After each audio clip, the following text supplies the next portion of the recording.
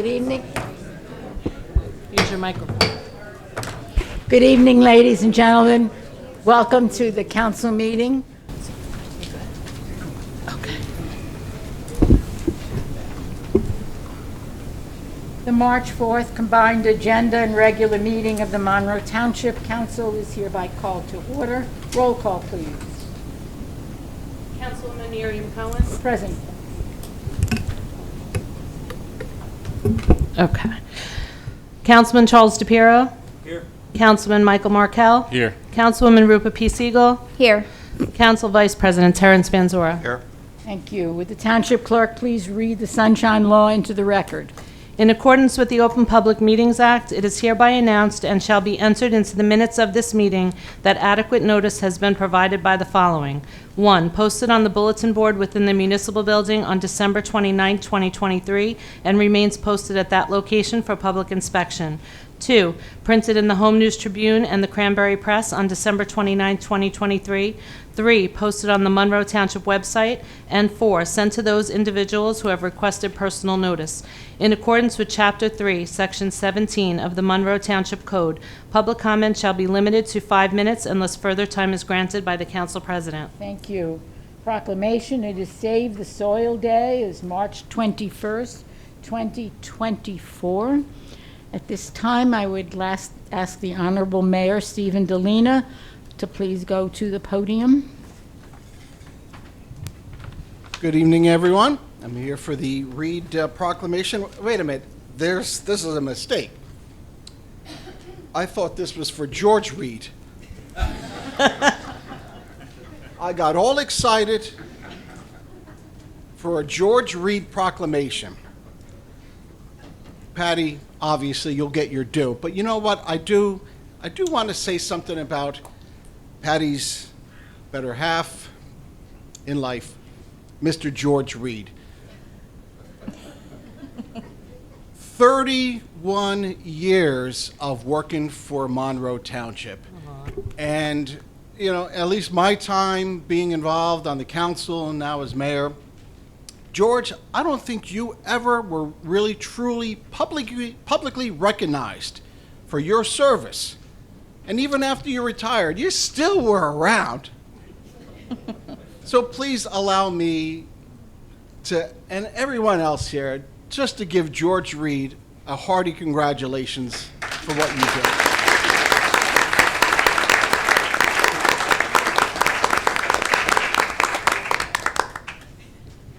Got you, Mr. Reed. Good one, good one. Patty Reed. Again, you know, it's as I talk about my time involved in the town, and there's certain individuals who work for the town you get really close with professionally, but also on a friendly basis. And Patty Reed was the epitome of that. Obviously my time on the council, vice president, sharing the dais with you, and now my time as mayor. From my perspective, Patty, I got to see the inner workings of not only what you do for this town, but also out and about as mayor to see your impact on the many, many citizens of this town.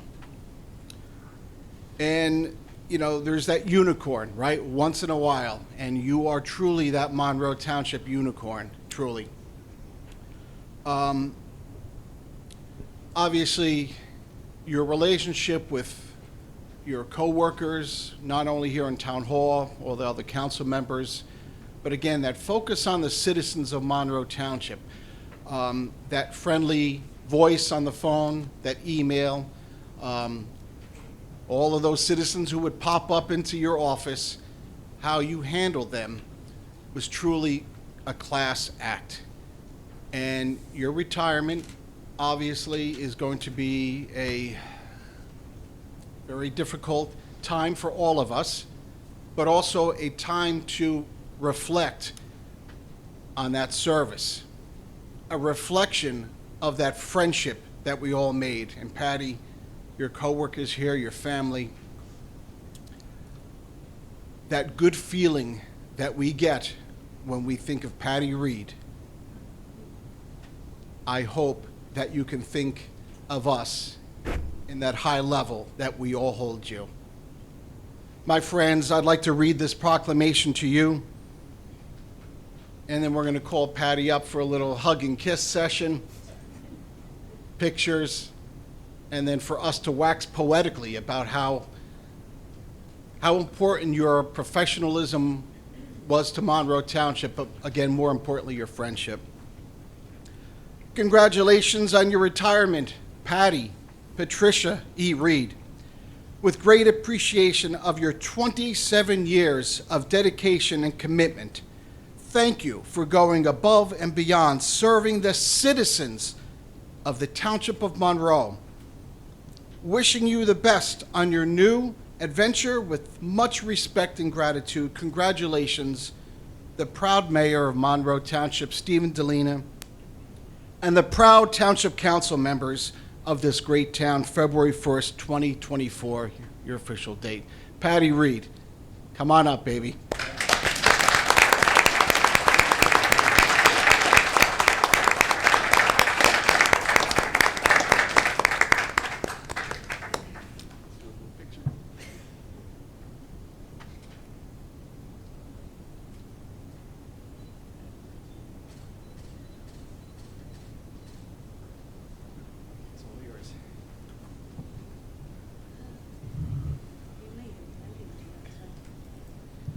Okay.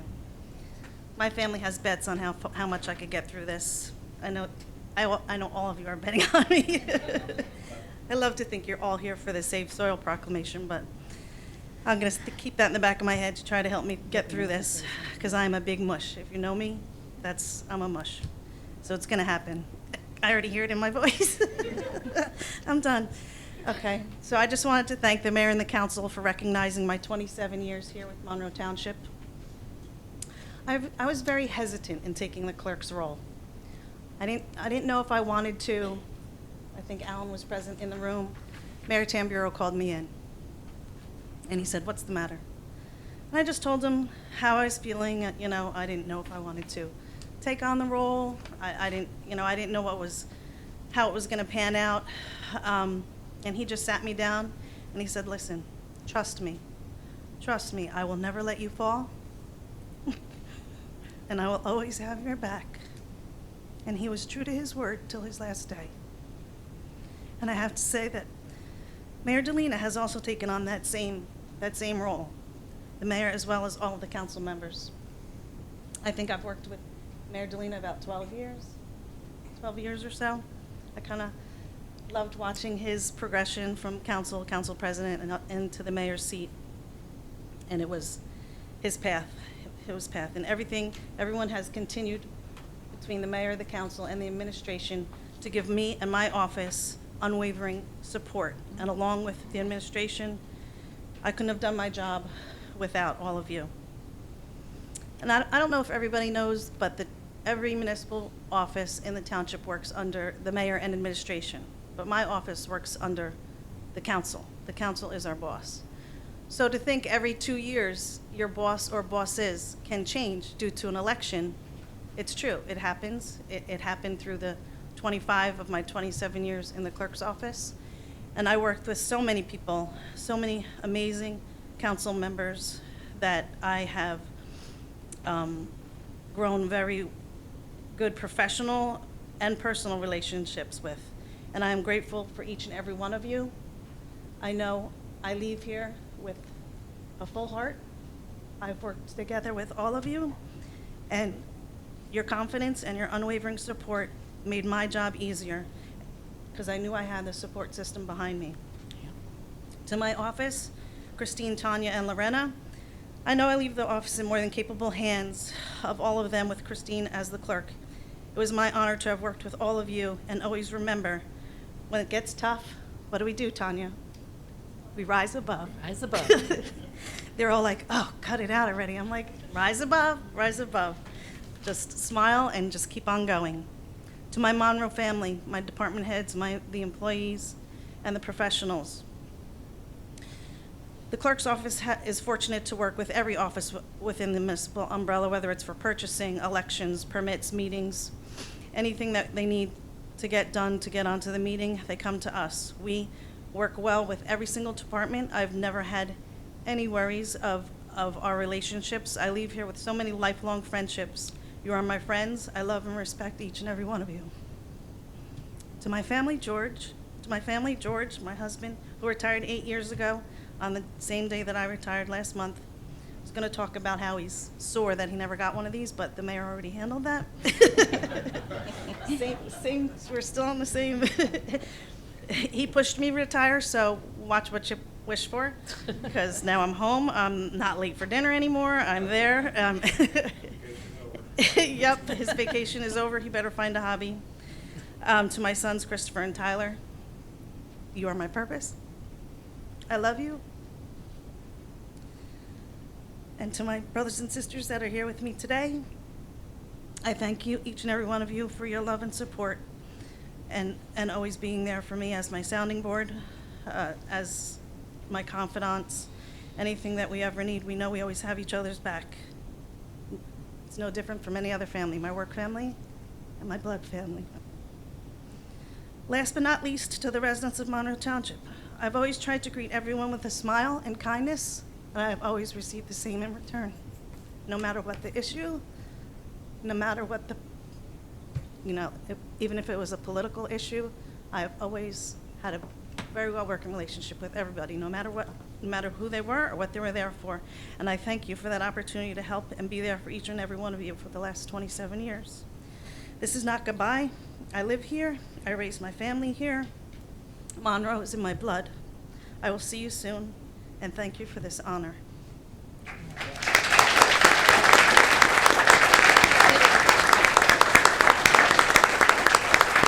Thank you. Thank you, Patty. Mr. Weinberg, before I ask for the council comments, Sure. I know you wanted to say something. Well, thank you, Council President. I'll be very brief because I Good. certainly don't want to go before the council. It's obviously been a full 7 years of us working hand in hand on a daily basis. Patty is the consummate professional, one of the fairest and most decent people that I know. Always great to give terrific advice, super funny, and at times, this job can be a little stressful. And so you really need people that you can bounce ideas off of and really rely on. And there really is no one better, until Christine comes along now, who can do this job as clerk. And I learned a lot from her, and I will appreciate our friendship and all that you did for me to help me become a better administrator and advice. So wish you nothing but the best in your retirement. Well, Patty, tonight, I would like to remind you and tell you again what I've told you privately. It has been a sheer pleasure to work with you, and I know you will enjoy your retirement. I wish to know if George still is cooking. I find this intriguing. The other day, I'm like, what's changed? I'm cooking now, and I don't like it. You see? I knew that. But on a serious note, the clerk's office requires a high degree of professionalism. It requires the ability to work with disparate groups of people on a regular basis. Patty always exemplified those words. Plus, she had a level of respect for the staff with whom she worked that not everyone has. She valued them, their contributions to the work that needed to be done, and she lobbied for them when she thought perhaps not everyone was seeing the value of each and every member of her staff. That is a very special behavior, and I was always grateful for it because it reminded me of how good you were at your job. And what you did was train the people with whom you worked and saw to it that they had opportunities to learn more about the work they did. Again, that does not always occur, and that's a tribute to you that occurred. I do remember being stopped and you're saying, Council President, I need to be sure you understand that this is the work that so-and-so does and she shouldn't get left behind. That's important, and not everyone who's in charge remembers that about the people with whom they work. You became my friend, I became yours, and yet that never interfered with having a professional working relationship. Those things are very important. With that said, I am going to move through the council. Mr. Van Zura, Council Vice President, you wish to go next? Which you will, yes. Sure, of course. For Patty? Why not? Let me say this. In all your years, I've lived in the town 27 years. I've only been on the council 3, and before that it was the planning board. But you've been the consummate professional. You've done your job. You've done it well. I don't think people realize how difficult that job could be, particularly when it gets to be around election time and making sure that everything is done properly so we have fair elections. And you and I know that if there was anything wrong, she would hear about it. You know, it's very similar to our police. The police go out there, they do a great job, and you know, they keep us safe. You don't hear about them because they're doing a good job. But if you mess up, that's when you hear about it. And you haven't messed up. So for all the amount of time you put in to not mess up is quite remarkable. And then I also look at it this way, and you said it yourself. You treat people nicely. That might be the biggest tribute I could give you. Because in all the stuff that we do, all the people that we deal with, there's people that are nicer to you, and there's people that are not as nice to you. But when you can treat them nicely and treat them fairly and with respect, that is the ultimate goal, and that's what makes you the person that you are. So I just want to thank you for all that you've done all this time. Thank you. Councilwoman Siegel, please. Oh, Patty. So, Patty, I don't even know if you remember when we first met. Do you remember when we first met? You probably don't. So I was that person that came in panicking because I had to fill out raffle licenses. Gaming Commission changed all the rules. My entire PTA was scared of filling out the raffles. And I remember Scott from the Gaming Commission said, go find the clerk's office. And I said, where is the clerk's office? I have no idea. So I find the clerk's office, find Patty. I come in, for those who know me, I always have lists upon lists of questions. I came in with an enormous list of questions, and she sat with me and went through every question.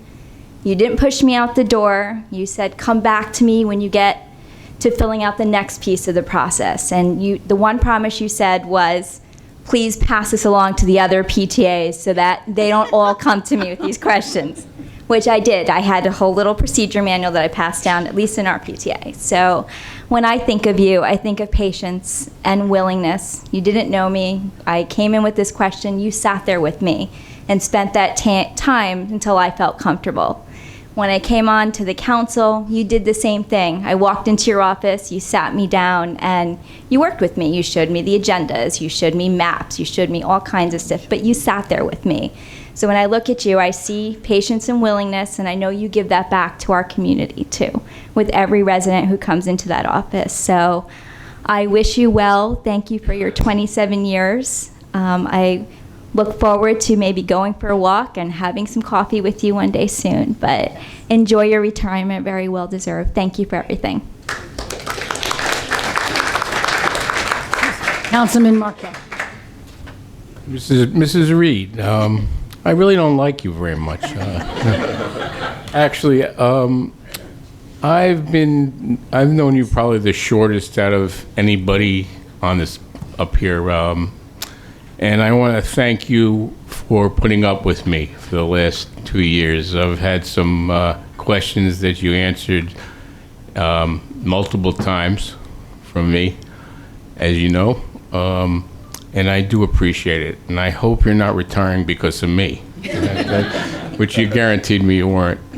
But I've employed tons of people over the 40 years I was in business, and there are very few people that I've employed that can match up to what you've done here and the job you've done in this town. There's not much more I can say. You know how I feel about you. I appreciate it. Thank you so much. Councilman DePiero, please. Patty, what can I say? Growing up in Jamesburg, Reed was like McDonald's. I tell you, the name Reed, and I knew George his family, Charlie and everybody. And then Patty came along, and then I said, "Who's this Patty Reed? Who's this Patty Reed?" And we got to see who Patty Reed was. We watched you from day one all the way to now. And it's the only thing I could say is you never changed. I've never heard a bad word through all the years I've been here. And that's saying a lot, because everybody that's experienced working with you and every position that you were here, as our mayor said before and our council president said, you dealt with every situation, and you treated everybody more fair, square, from the county, the state, from the township, with everybody. And my personal learning experiences, Councilman Markle just said, we dealt with a lot, and you was always there for me, and you was always there for the mayor, council, administration.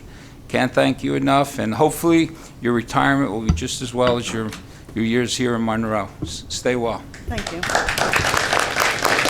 Before we take a 1-minute break for pictures, Christine has asked if she can take the mic. I'll keep it short and sweet, but Patty, on behalf of me and Tanya and Lorena, we just want to thank you for your leadership. You are a wonderful boss, true mentor and friend, and I just want to thank you for believing in all of us. You always said you were only as good as your team, and you truly built us up. And we never wanted to let you down. So I hope that I make you proud as the new township clerk, and I thank you very much for everything that you have given to the office. We love you. We'll miss you, and don't be a stranger.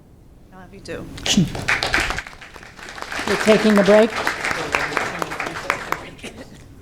Who's taking pictures, right? We're going to take about no more than 5-minute break, folks, to take some pictures, please. Agenda meeting is called to order again. Thank you all. What time will we call to order? 7 o'clock. We're up to item 6 on our agenda. The ordinance for second reading. I will ask the clerk to please read them. Ordinance 02-2024-003, an ordinance of the Township of Monroe in the County of Middlesex, New Jersey, to authorize a conservation restriction agreement for real property known and designated as Tax Block 60, lots 28.4 and 28.4 Q Farm, also known as 330 Schoolhouse Road, on the official tax map of the Township of Monroe for open space. Ordinance 02-2024-004. Bond ordinance providing for various capital improvements in and by the Township of Monroe in the County of Middlesex, New Jersey, appropriating $2,900,000 therefore, and authorizing the issuance of $2,396,640 bonds or notes of the Township to finance part of the cost thereof. Ordinance 02-2024-005. Bond ordinance providing for improvements to Applegarth School in and by the Township of Monroe in the County of Middlesex, New Jersey, pursuant to a shared services agreement with the Township Board of Education, appropriating $5 million therefore, and authorizing the issuance of $4,761,900 bonds or notes to finance part of the cost thereof. Ordinance 02-2024-006. Ordinance appropriating $4,300,000, $2,300,000 of which is from a State of New Jersey Department of Community Affairs grant, and $2 million of which is from the Middlesex County Open Space, Recreation and Farmland and Historic Preservation Trust Fund grant for the acquisition of property for use as open space in and by the Township of Monroe in the County of Middlesex, New Jersey. Thank you. Item 7, call the council's attention to the resolutions for consideration under the consent agenda at the March 4th, 2024 regular meeting. It's R3 2024-076 through R3 2024-101. Any resolutions that you wish removed from the consent agenda, please state now. Yes, thank you, Council President. Any resolutions that any council person wishes removed from the consent agenda, that information should be shared now. I'm sorry. Yes, Council President, I have one. R3 2024-088. That's it. That's it? Any other council members have a resolution they would like removed from the consent agenda? Thank you. We'll move to the public comment section of our agenda. Remember, this is limited to agenda items only, and speakers are limited to 5 minutes. May I have a motion to open the public comment section, please? So moved. Thank you. May I have a second? Second. All in favor? Aye. Any opposed? Public comment section is open. Please come to the mic and give us your name and address for our records. George Kunkelman, 5 Keller Court, Monroe. On the consent agenda, the first item, We can't hear you, George. the lights on, We need, of course, in microphones, I'm convinced. I do, I do. We all do, I'm sure. Go ahead. okay. The first item, 076, I'd like to know what the value of that item is estimated at allocation. Mr. Weinberg?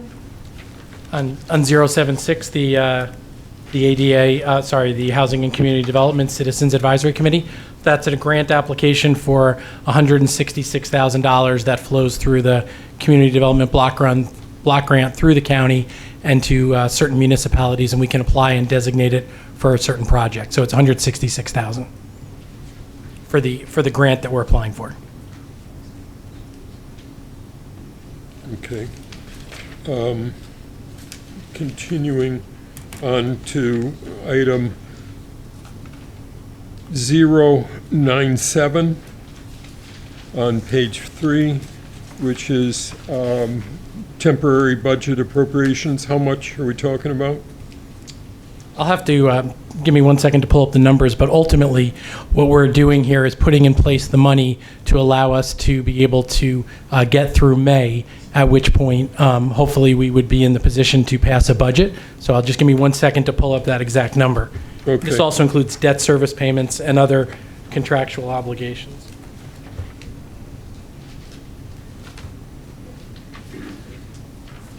While you're doing that, let me skip ahead to 099, which is contract for general engineering services for the water tank. How much is that? Sure. And I'll probably have Joe answer that question. On your previous question, if I could go back to it real quick, Sure. Council Please. President. So I think the total, actually, I know the total amount is $54 million. That would get us to that point. That includes both the township budget, the utility budget, debt service, and capital to get us through probably May or June at that point. And in terms of item 90, did you say 99? Yes. Joe, do you want to talk to that for just a second? I have it. But I'm going to go back to 98, and I'm curious what the amount of transfers are under 98. Sure. So the amount of transfers under 98 is $237,000 on our $70 million budget. We're allowed, you know. Yeah, it's nothing. And then on 99, You good? I think it's, I didn't write it down. I want to give you an exact number, Mr. Bell.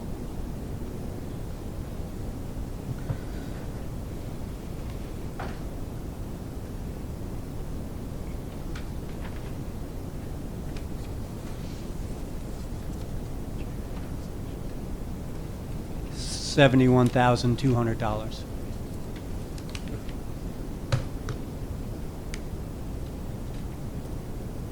Council President, that's all I have at this time. Thank you so much for your comments. Thank you.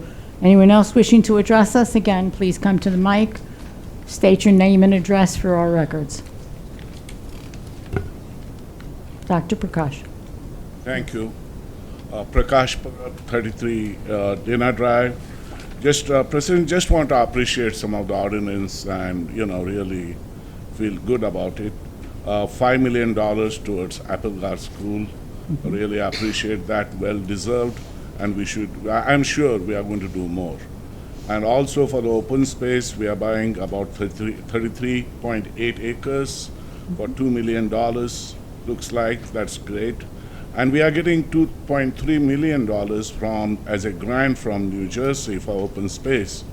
What my request is also, we are, constructions are going on, we are cutting the forest, so reforestation in certain open space, that is the request. We can get experts from New Jersey Department, and we have volunteers, youngsters who are ready to do that, so that is the request. Thank you.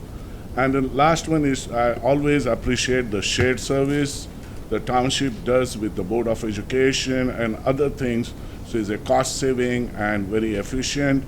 Also, RS 2024084, the shared service with Board of Education of $36,500 is appreciated. Thank you very much. Thank you very much. Anyone else wishing to comment, please?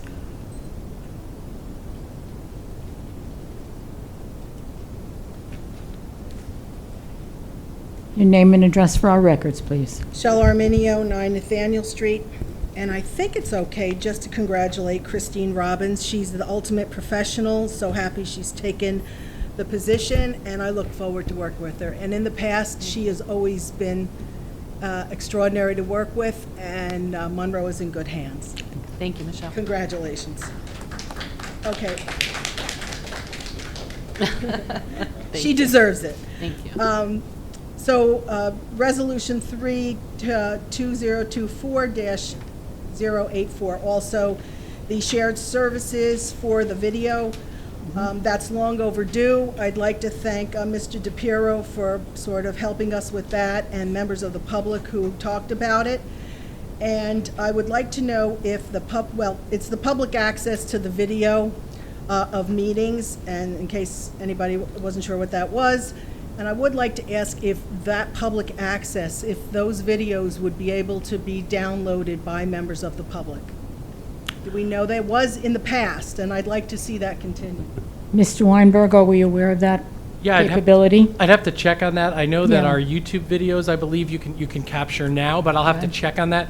What's exciting, if I could just for 1 second about this, is not only will this allow us to put it up on Cablevision, Xfinity, and on Verizon, but this will allow us to also connect to streaming services, because some people are cutting the cord and getting rid of that. So it's another way to get through your TV to get to it, in addition to the YouTube.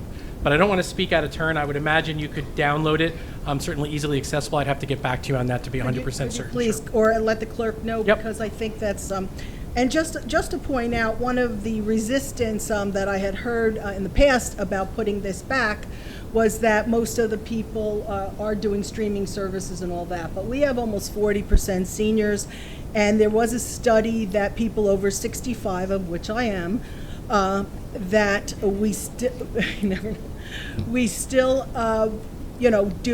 we like cable, and some of us still have cable. So I do appreciate it, and I thank the council, I thank the Board of Education for going forward, Mr. DePiero also. And I will come up again, but I would like to thank the mayor and the council and Mr. Weinberg for the conservation easement for this particular property on Schoolhouse Road. It's a magnificent parcel. It's adjacent to the park. It has environmental qualities. It has wildlife habitat and brooks that flow into the Manalapan Brook. I believe it's farmland preservation, though under the farmland preservation, and not necessarily, it's the open space, but farmland preservation. Is that accurate? That's correct. It will be Yes. preserved as farmland. It will be unable to be developed. Right. First, there's a caveat on that, right? How long is that on the township owns the development rights, as I understand it. Is that correct? Yeah, my Please. understanding for that is it's in perpetuity.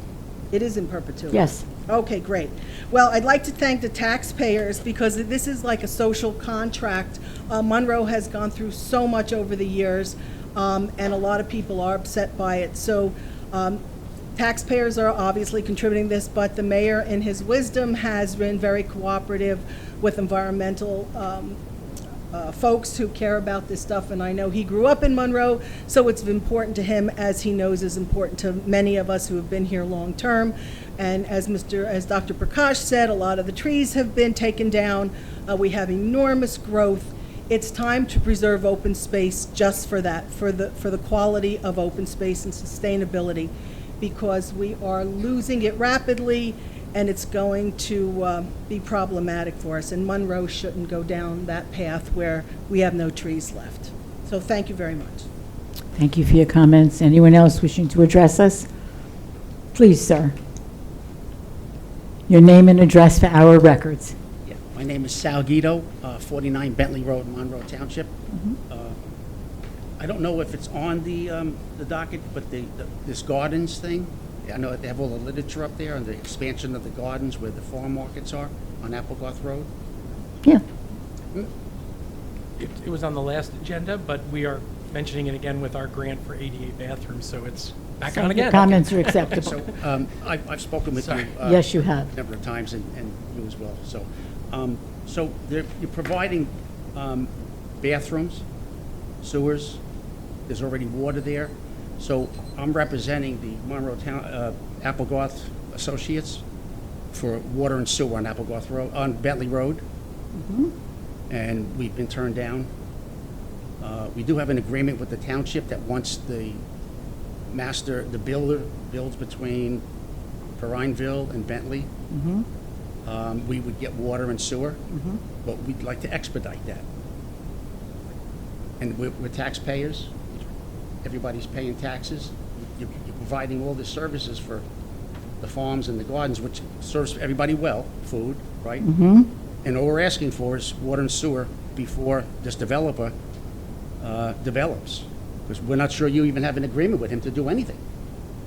Mr. Weinberg? Yeah, and Mark, you can And jump in Mr. if you want as Razzamo, well. if you wanna hop Or in. Or Joe. Or Joe, do you want Mr. to take it, or Stein? do you want me? Or all three of you. I mean, I can jump in first, and Joe will correct me if I'm wrong, and appreciate your being here, sort of tangentially connected here. I'm sorry, I didn't mean to. Yeah, it's okay. You're fine, sir. You know, You're fine. Let him answer. as you know, and as was mentioned earlier, we have, I don't want to get too far down the road on it, but Mount Laurel settlements that are, every town has to deal with as part of providing affordable housing. Without getting into a long conversation, there are different rounds associated with it. There was a round in 2015, which was known as the third round of affordable housing, and that is what you see over at the intersection of Mounts Mills and Spotswood Englishtown Road. That's what you see over down by Applegarth off to the right, or towards the west. And ultimately, there will be some housing as part of that, to the east of Bentley Road on Route 33 North. What's interesting about affordable housing is, the job of the township, according to the court order, is to create the reasonable opportunity for affordable housing. But ultimately, it is driven by the market. And the folks, as you know, we were trying to keep the number as reasonable as possible, and different developers can intervene and say, hey, I can help you build that.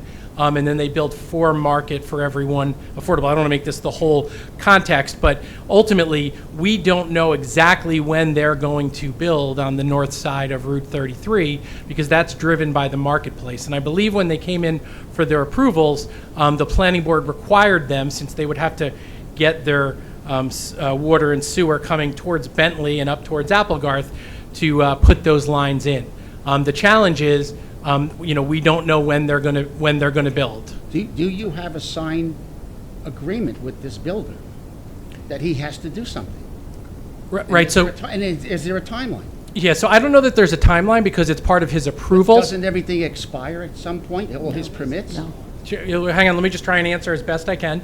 We put in place the zoning that allows for that.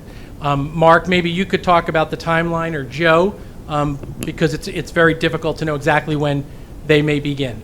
Sorry, go ahead. Mark's going first. Okay. Yes, Council President, please. well, that developer did break ground off of Prineville Road, so they've Right, started that's some what of the that's what I've construction been over told. there. Someone told me that, yep. Yes, so they And did I know start there construction. people have been, Let Mr. Razzamo Okay, answer you, sorry. please. Then you get to talk about it. Remember, you only, please, sir. So they did start construction over there. There's no housing going up at this point or any of the commercial development, but they are doing site work and getting some of that in order.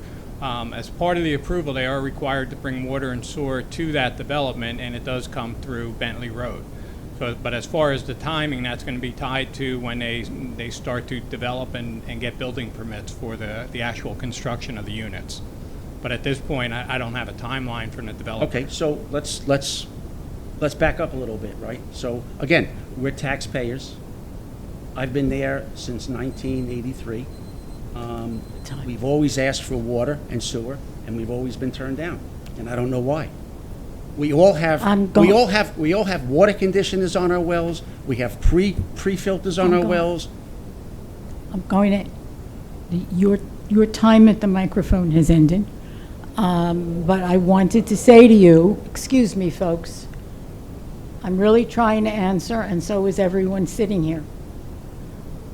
What I heard Mr. Razumowitz say that is the builder is required by the approvals he got to do the water and sewer for Bentley Road.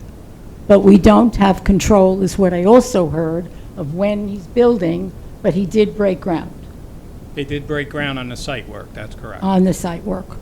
So that there is some sort of start to what we've spoken about on the phone when I've spoken to you, et cetera, that Bentley Road at some point, and we don't have the year, none of us have the year, it's nothing we're holding back, to that to happen. Am I correct? As to that's where we are, right? Correct, that's where we are.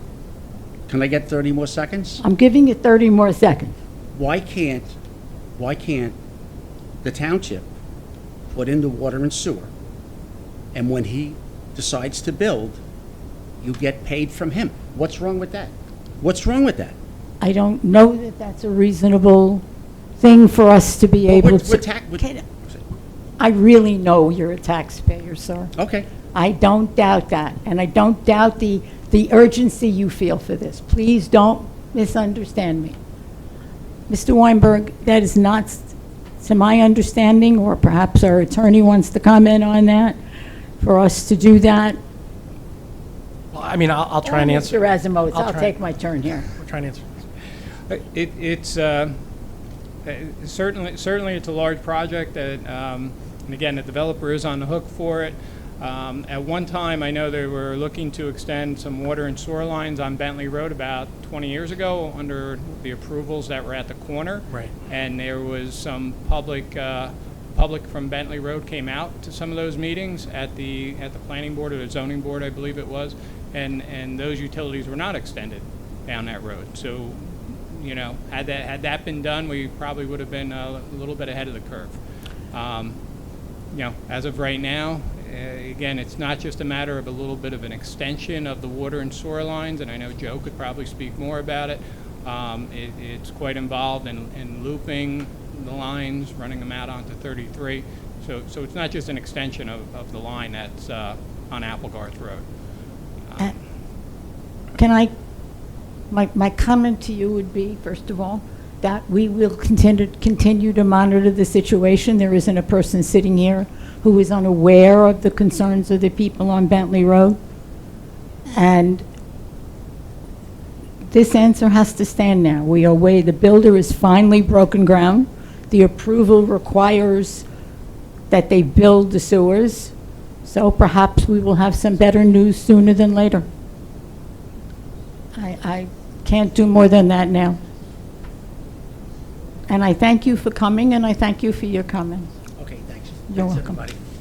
everybody. Anyone else wishing to address the council now, please. Your name and address for our records. Amy Benner, 33 Bentley Road. Thank you. I wasn't aware of this building at the garden center where you grow plants and stuff, that there's going to be a playground, which is pavement, I'm assuming, and restrooms, so that's more pavement, which doesn't help filtering. And again, as he was saying, our complaints on Bentley, we're basically being flooded away. A lot of our septic systems are backing up. I can't imagine what the well water is at this point. You know, we shower with that, we brush our teeth with that. So again, we do have a concern with that, hoping that the township can help expedite something to move this along a little faster, because this is really a concern. Just going to flush your toilet when the wind is in a certain direction smells absolutely lovely. So it's just not fair that we have repeatedly asked for help, and we are now desperate, most of us on our street, with all these issues. So we were hoping that, you know, something can be expedited on the township's level, that they can maybe, you know, get the developer to do something sooner. Appreciate your comments. Thank you. Thank you. Thank you. Anyone else wishing to address the council, please come forward now. Related to the agenda item of night, I'm going to then entertain. Yes, please, sure. And your name and address for our records.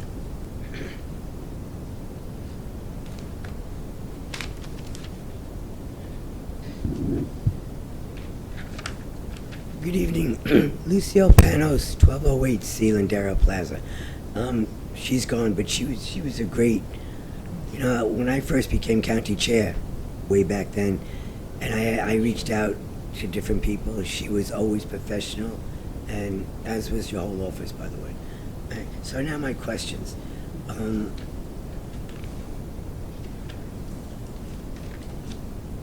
086 and 086A to do with the audit. First of all, it indicates when I tried to, it's 164 pages. When I tried to, I hope you guys read at least what you're required to by law. But what was I going to say? At the very first page says it's the audit of 2021 and 2022. Well, which is it? And then you turn on the second paragraph where the whereas is, it says 2021. So are there some typos here? Or, especially if there was an audit from if it's an audit from 2021 and 2022, how'd you pass your budget that year without an audit? Right, so it's the... Mr. Weinberg. Okay, wait, that's Oh, my sorry. one question. Oh, I'm sorry. I know how it works here, so I just want to get them all out. Thank you. Then, again, the thorn on my side, we're required, or no, we're threatened, we're harassed basically to get electric cars. This is how it is, it's going to be mandated, blah, blah, blah. I'd like to know, how many cars did this township buy in 2023, and how many were hybrid or electric? Okay, do I have to Oprah that? I hope not. But don't say, do as I say and not as I do. Okay, that's something I try to live by. The 89, 089, somebody is getting a contract to, services for detention basins. I hope they discuss, or at least the Environmental Commission has the opportunity to discuss possibly plants that are preferable to detention bases, so they're just not cleaned up or scraped out, but there's actual plants that could help detention basins. And then 093, what were the various locations that were for the building demolitions? Thank you. Thank you. Mr. Weinberg? Sure, thank you. Thank you. So it was the 2022 audit, and then, of course, when we did the 2023 budget, that's built on what's called the 2023 AFS, which is always done before that, the annual financial statement, and then that rolls into the audit. So we'll be actually doing the 23 audit next, and we'll be doing the 24 AFS next. That's the My process question was, if I could. why is it 2022, and was that budget passed without an audit? You would never do an audit before you pass the budget. That would be impossible. The audit is a end of year calculation of everything Right, that's so happened. you're ending the year of 2023 on, and it says 20 for 2022. I must be missing something. If George wants to add something. It says 2022 is the audit. We're now into 2024, and I'm curious, how did the 2022 budget pass? Because we did the audit following the budget adoption, is my understanding. Correct. The audit follows the budget adoption. Follows the budget. That's always how it It's works. 2022 audit in front of us. Or This- on- This is the 2022 audit. The next will be the 2023 audit. I know Usually how, have to- 2022, 2023. I'm just saying. Are we doing a 2022 audit now? We just completed the 2022 audit, So which how did you matches pass the your budget? AFS. I understand I'll your try and question, but explain Mr. it again. Weinberg is So- answering it. You do a budget each year based on your annual financial statement, which allows you to look at your previous year, figure out how much surplus you have, reconcile everything, and then you pass your budget for 2022. At the end of 2022, after you certify everything, and in 2023, you do your audit for 2022. Usually have, in this case, I think it was till the end of the year to do it, and then you produce it, and it verifies your annual financial statement. That's how it's done in every town, throughout the entire area. It just and the AFS and the audit match almost the same. If there isn't, there would be a material issue with it. So why does it say 2021 also? Because it always lists 2 years, because and George can talk about this. Can you just, yep. So I think what George is saying, he's our CFO, is, go ahead, George.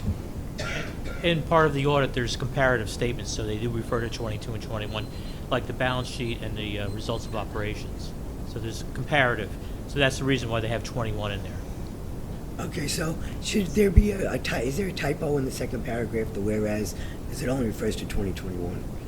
Just check that out, please. Check that. Yeah, other questions? Shar, time is, Yeah, do you mind if I just finish the just questions finish really quick, question if the I could? question she asked. So please. in terms of the electric vehicles, as I mentioned in previous meetings, we did look to try and get some hybrids, and we even got a grant for electric vehicles, but they've been almost impossible to get and purchase through the government procurement.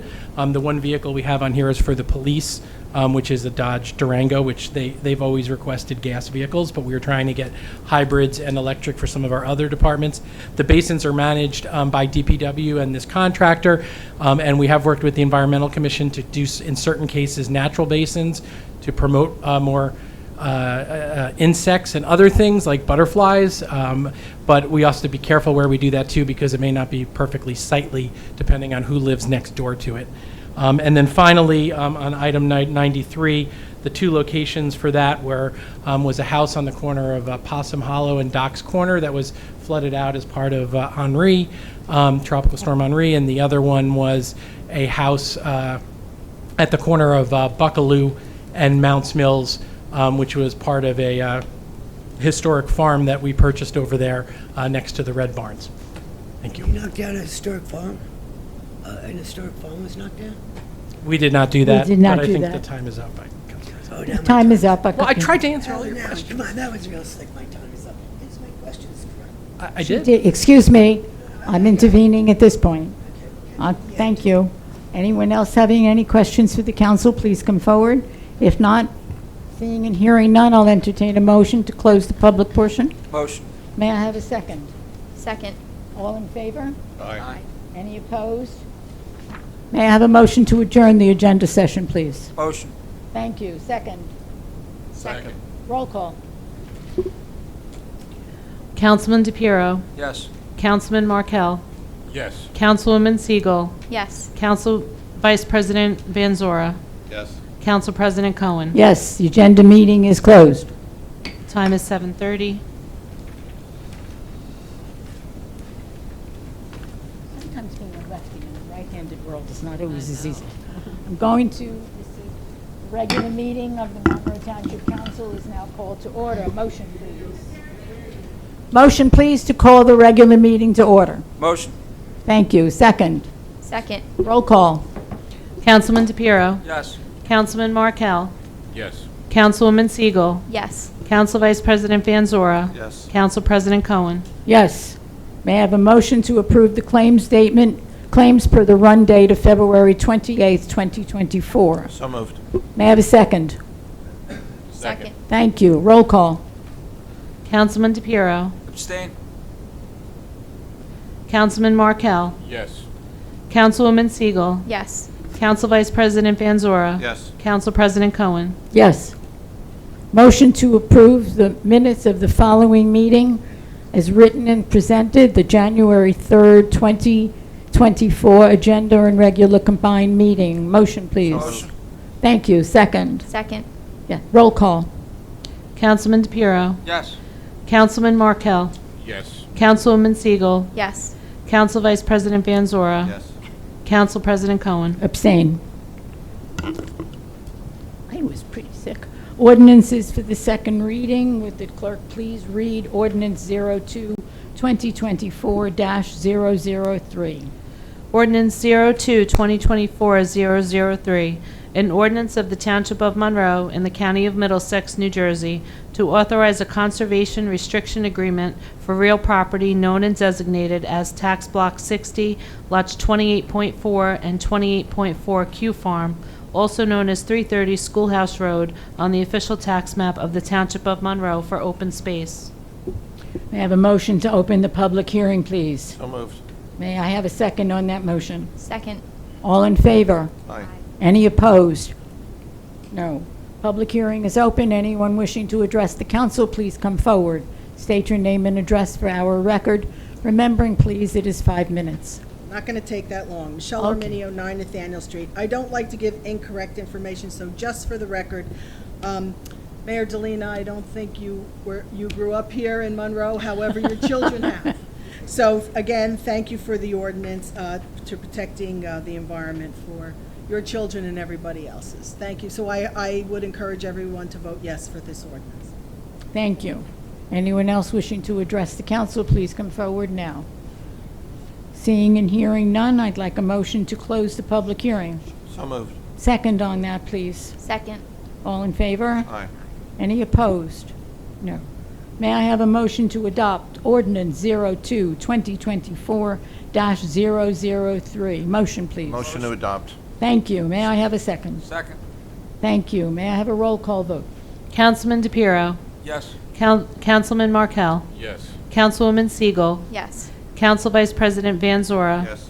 Council President Cohen. Yes. Would the clerk, motion, that ordinance is now adopted.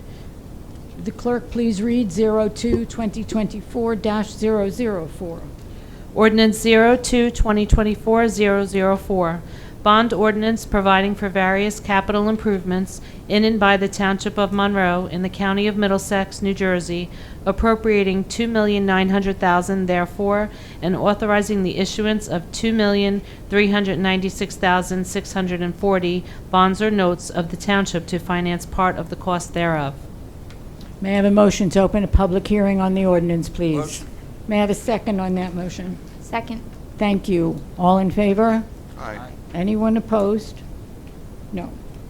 Anyone wishing to address the council about this ordinance, please come forward now. Dr. Perot, go ahead, please. Yes. Prakash Parab, 33 Dana Drive. Just one clarification, primary for township-wide paving. So this includes also the housing communities, like my community is about 22, 23 years old, and there are a lot of cracks on the roads and all. Does this include also the house communities?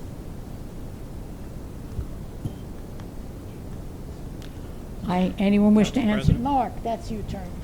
So we're reviewing, Council President, we're reviewing a list of roadways right now that would be included in this. One of your roads, I'm not sure if it's on the list, but I believe it is. But again, we're reviewing a list, and from that list, we'll be picking the roads that are in most need of it. Okay. That list is compiled by not only my office, but the Department of Public Works, as well as the Police Department. So my understanding, this is for the roads, mostly we are giving priority. That's my understanding, President. Yes, thank you very Our much. engineer said, you're most welcome. Anyone else wishing to address the council at this time? Seeing and hearing none, a motion to close the public hearing, please. Motion. Thank you. May I have a second on that? Second. All in favor? Aye. Any opposed? May I have a motion to adopt ordinance 02-2024-004, please? Motion. Thank you. Second on that motion. Second. May I have a, thank you. Roll call, please. Councilman DePiero. Yes. Councilman Markel. Yes. Councilwoman Siegel. Yes. Council Vice President Van Zora. Yes. Council President Cohen. Yes. Ordinance passes. Would the clerk please read the next ordinance? Ordinance 02-2024-005, Bond ordinance providing for improvements to Applegarth School in and by the Township of Monroe in the County of Middlesex, New Jersey, pursuant to a shared services agreement with the Township Board of Education, appropriating $5 million, therefore, and authorizing the issuance of $4,761,900 bonds or notes to finance part of the cost thereof. Thank you. I'd like a motion to open the public hearing on this ordinance, please. Motion. Thank you. May I have a second? Second. All in favor? Aye. Any opposed? Anyone wishing to address the council on this ordinance, please come forward. Again, please state your name and address for the record. Lucio Panos, 1208 Sealandera Plaza, Monroe. It's almost not nice to say something when it's shared services is the buzzword. However, the school budgets were not passed by the people of this town, and this is something that circumvents what the people voted on or chose not to do. So, and it's not the first time it happened. It happened last year too. You guys did this. So how about you get a liaison to the Board of Ed? Maybe if you're going to bond for them and spend for them, or whatever, maybe one of you should consider being a liaison, or maybe the Board of Ed. This is circumventing what the people want or voted for. They turned down the school budget, and now they're getting $5 million, which is needed. I'm not saying it's not needed, but this shouldn't be. Please consider having a liaison to the school board. Thank you for your comments. Anyone else wishing to address us on this issue, please come forward now, stating your name and address for the record.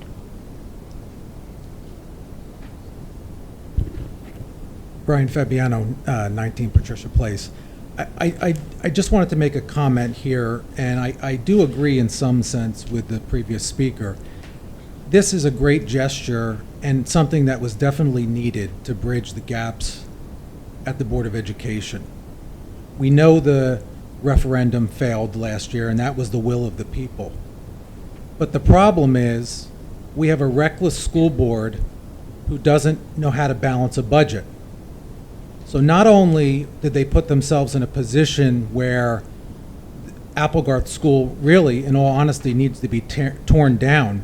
So we're putting a $5 million from the town, which is still, we talk at the Board of Education meetings, and here really it's all the taxpayers' money, no matter if it comes from here or it comes from across the street, right? It comes from our tax bill. The problem is that we can't continue to lavish the school district with money if they don't know how to balance their own budgets, right? So this is a great gesture. It's something that's needed, and I appreciate the council and the mayor getting it done, because kids sit in classrooms on rainy days and there's water coming through the ceilings.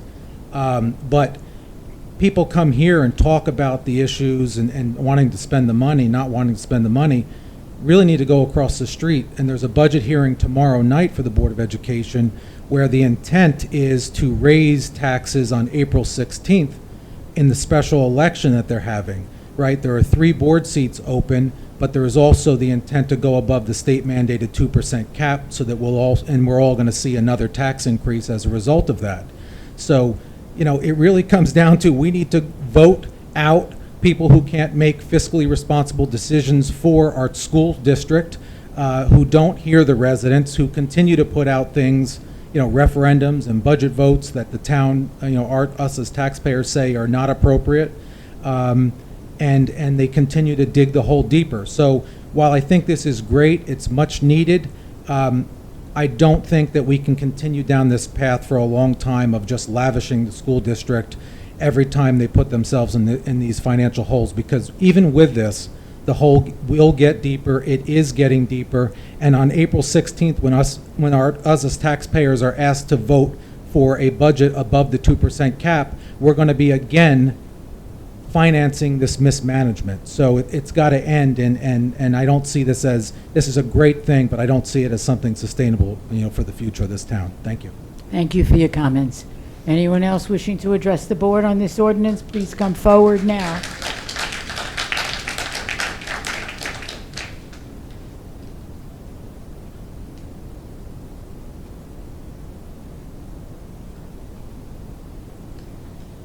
Again, your name and address for our records, sir. Prakash Parab, 33 Dana Drive.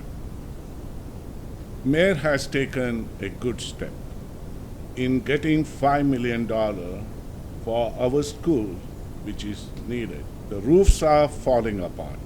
The 80-year-old school, no politics here. I supported the referendum. We need to renovate that school, expand that school, and make it eligible for our children. Now, talking about 2% cap, what is the inflation in the country? It was high as 8%, which this number 2% cap came from.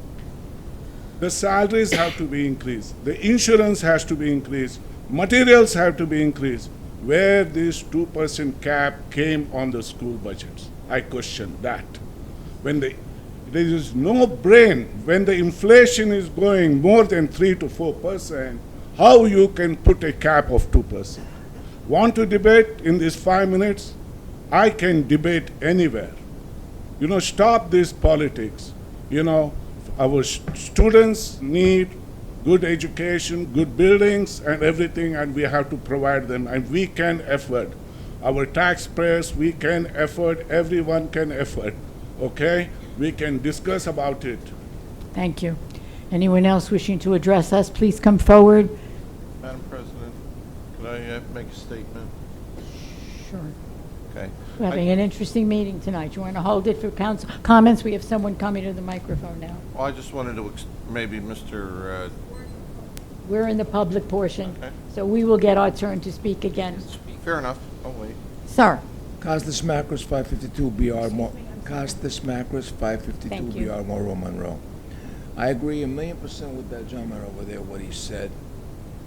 Is our vote worth anything? When we vote on the school budget, who gave them authorization or you to spend $5 million? I understand the school needs fixing. Who gave them, after the school budget was voted down, to spend $5 million? And I'm asking you again, does our vote not count? This budget was voted down. And not by a little bit, it was voted down, period.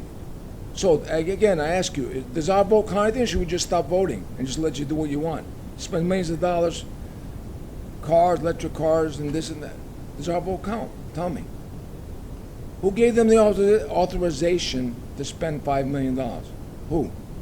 we didn't, we entered into a shared service agreement to support a grant that the Board of Education had received and required a hard match. We provided the match for the grant they had already received. And the council, the mayor and the council made that decision. So the budget that we voted down just means nothing that we voted it down, correct? Means nothing. I can't answer any differently. And as far as than the I gentleman saying 2% cap on inflation, well, the inflation is not 2 and it's not 5. Inflation is, over the last 3 years or 4 years, is 40%. So should we raise the taxes 40%? Maybe he can afford to spend 40% more for taxes. But a lot of people here lived on fixed incomes. And it'd be hard on us, we'd have to move. Well, that's all I got to say. I thank you for your comments, sir. Anyone else wishing to address us, please come forward now. Seeing and hearing none, I call, oh, I'm sorry.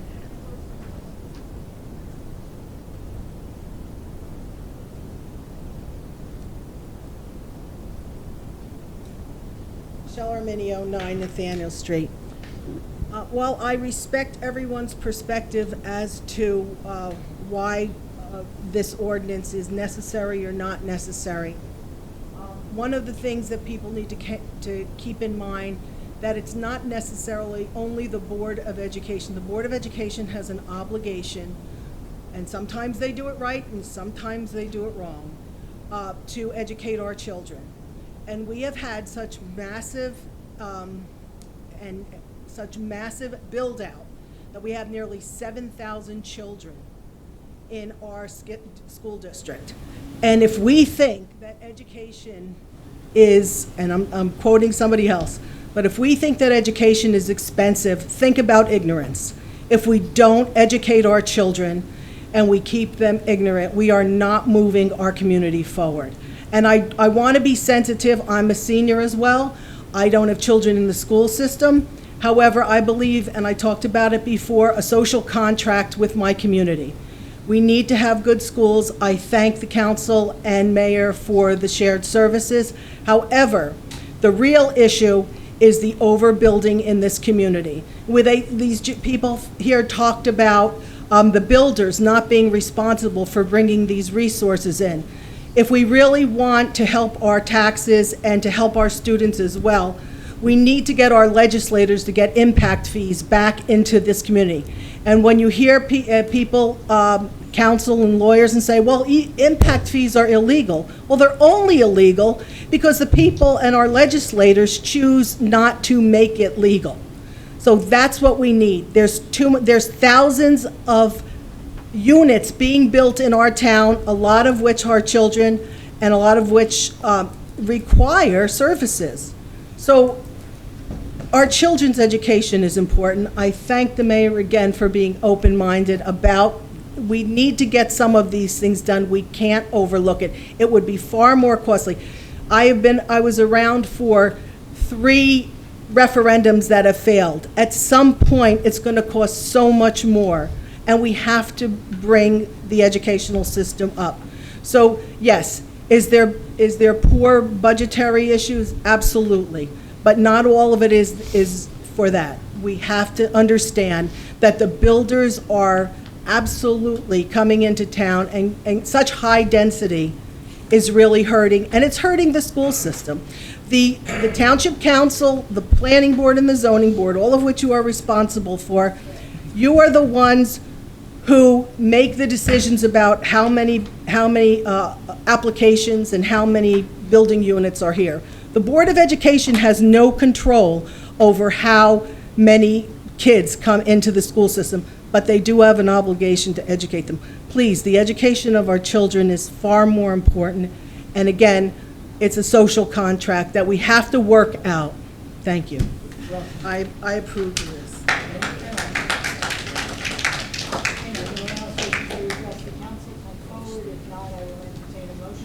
Please, I lost my mic again. I need a mic class, I swear I do. I would entertain a motion to close the public portion of the meeting. Motion. This public hearing now. Motion. May I have a motion to close the Motion. public hearing? Thank you. May I have a second on that motion? Second. Thank you. All in favor? Aye. Aye. Any opposed? Public hearing is closed. May I have a motion to adopt ordinance 2024-005? Motion to adopt, please. Anyone? Motion. Thank you. May I have a second on a motion? Second. Thank you. May I have a roll call vote, please? Councilman DePiero. Yes. Councilman Markel. Yes. Councilwoman Siegel. Yes. Council Vice President Van Zora.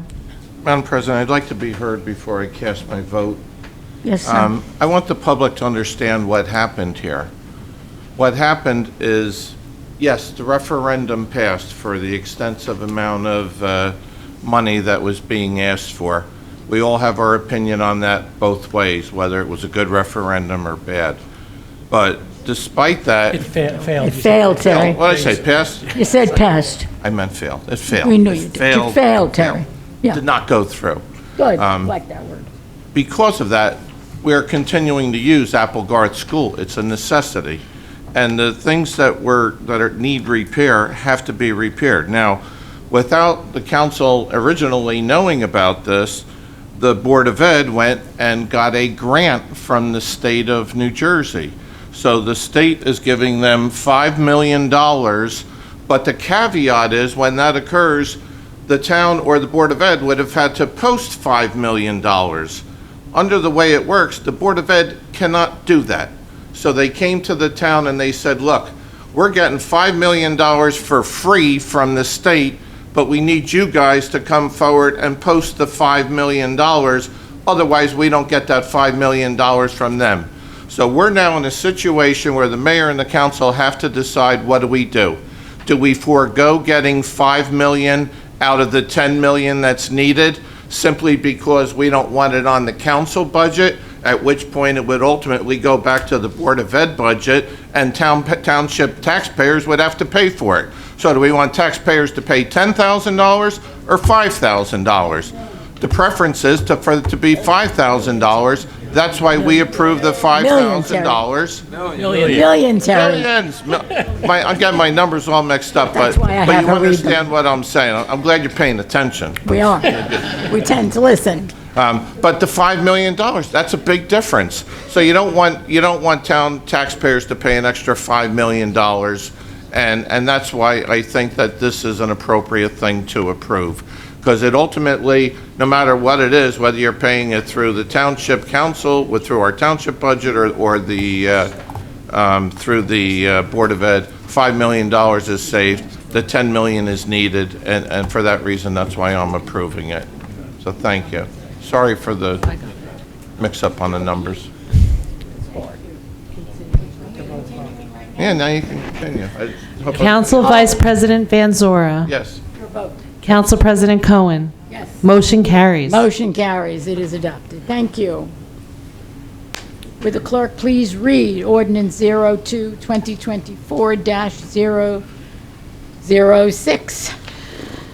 Ordinance appropriating $4,300,000, $2,300,000 of which is from a State of New Jersey Department of Community Affairs grant, and $2 million of which is from the Middlesex County Open Space, Recreation, and Farmland and Historic Preservation Trust Fund grant for the acquisition of property for use as open space in and by the Township of Monroe in the County of Middlesex, New Jersey. May I have a motion to open a public hearing? Motion. Aye. Thank you. May I have a second on that? Second. Thank you. All in favor? Aye. Any opposed? Anyone wishing to address the council on this ordinance only, please come forward now. Seeing and hearing none, I'm entertaining a motion to close the public hearing. Motion. Thank you. May I have a second on that? Second. Thank you. All in favor? Aye. Thank you. May I have a motion to adopt ordinance 02-2024-006, please?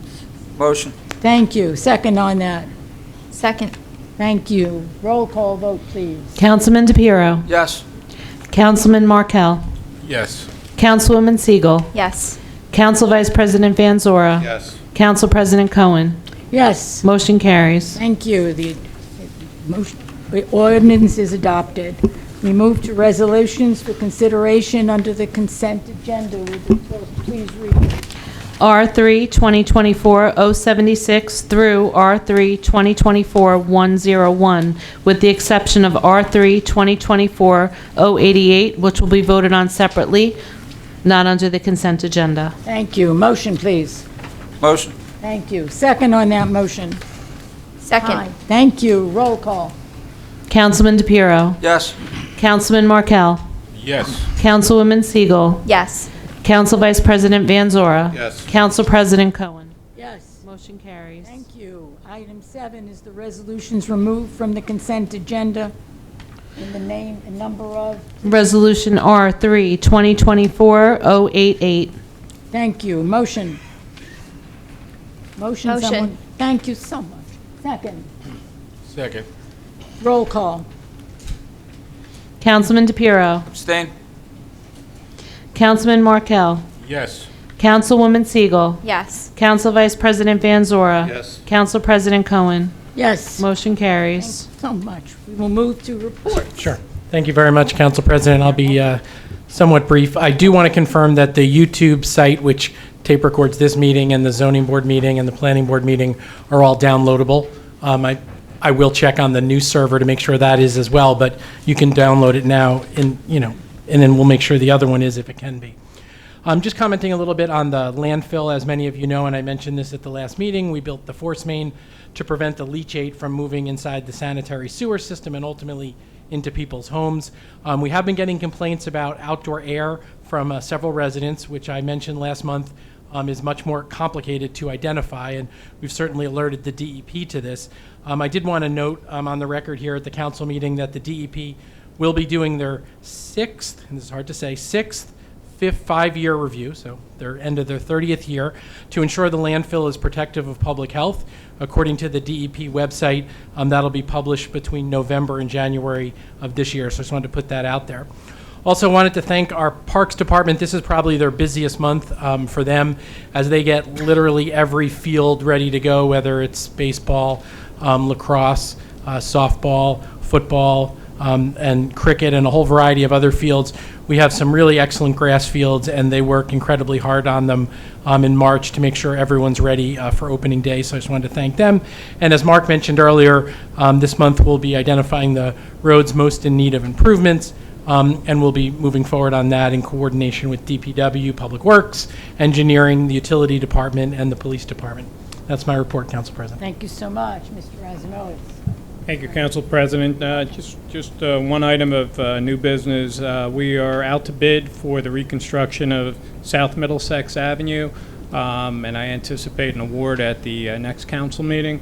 That project has an NJDOT local freight grant of about $600,000, and that's my report. Thank you so much.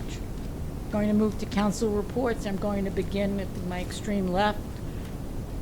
Councilwoman Siegel, please. Thank you, Council President. Good evening, everyone. Just a couple updates I want to share. First, Councilman Vice President Van Zura and Councilman Markell and I went to a vigil and flag raising ceremony marking the 2-year anniversary for the Ukrainian war in Thompson Park.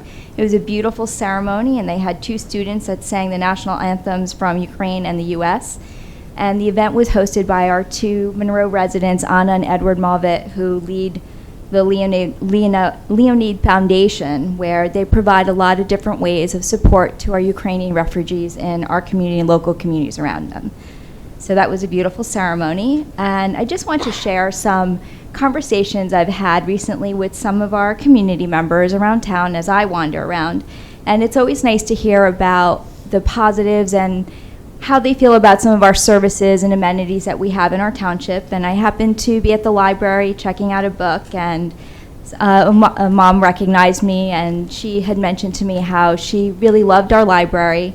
I know we talk about it so much as council here that it is one of our crown jewels, but she went on to say just how nice it was to be able to walk in there, and there was something for the entire family to do. It became a family outing for them, where there was a lecture the parents were able to attend, there was some children programming, and their older daughter could do the research for a project. So she was so happy that to have a service like this and a place to go for the entire family, especially when you're looking for those little things to do on a weekend.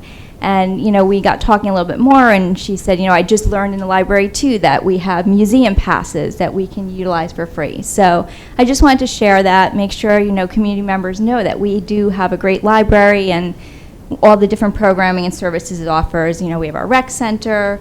I hear a lot of great things about DPW and how someone mentioned about the styrofoam cycler and how nice it is that we can use that foam cycler. So just wanted to highlight some of those items. And I did want to share a couple updates from some of the commissions that I liaison to. Our Cultural Arts Commission this year has been providing, through the Barnes Foundation, virtual tour series that began earlier this year, and they're on their last virtual tour of the year that's going to be happening on March 13th, and it's honoring women artists for Women's History Month this month. 2 artists, Mary Cassette and Maureen Lawrenson, Women Painting Women. So I know I watched a couple of these over the past year and earlier this year, and they are really well done. So if you're interested to learn a little bit about the art, it's a great virtual tour that you can just watch right from home. And you can find more information about these on the Cultural Arts Commission website. And I want to give a little update on our Youth Advisory Commission, our Youth Advisory Council, sorry. They are our high school students. We have about 25 of them, and I know I haven't provided an update lately because every time they seem to have a meeting scheduled, it snows. So they actually met this past month, and one of the things that we've been doing with our students is each month they get to learn from a different department in our municipality, learn about government, how it works. So this year, they've met with the clerk's office, township planning and administration, and EMS. And we are very fortunate. We have Kyle Johansson, who's our video and media coordinator, who is our advisor this year to the council. And he is Yes, Kyle. And he's working very hard to guiding our students on their community project, which will be some type of community event. We're working through this a little bit, but the topics that the students have been working on is learning more around opioids education and also around youth mental health, which is something that our group last year had worked on. So we are also partnering with Middlesex County Health Services, who will be coming to our next meeting and sharing more information with our students around opioids and mental health. And that's it. I just wanted to give a little update. Thank you, everyone. Thank you. I'm going back over to my right.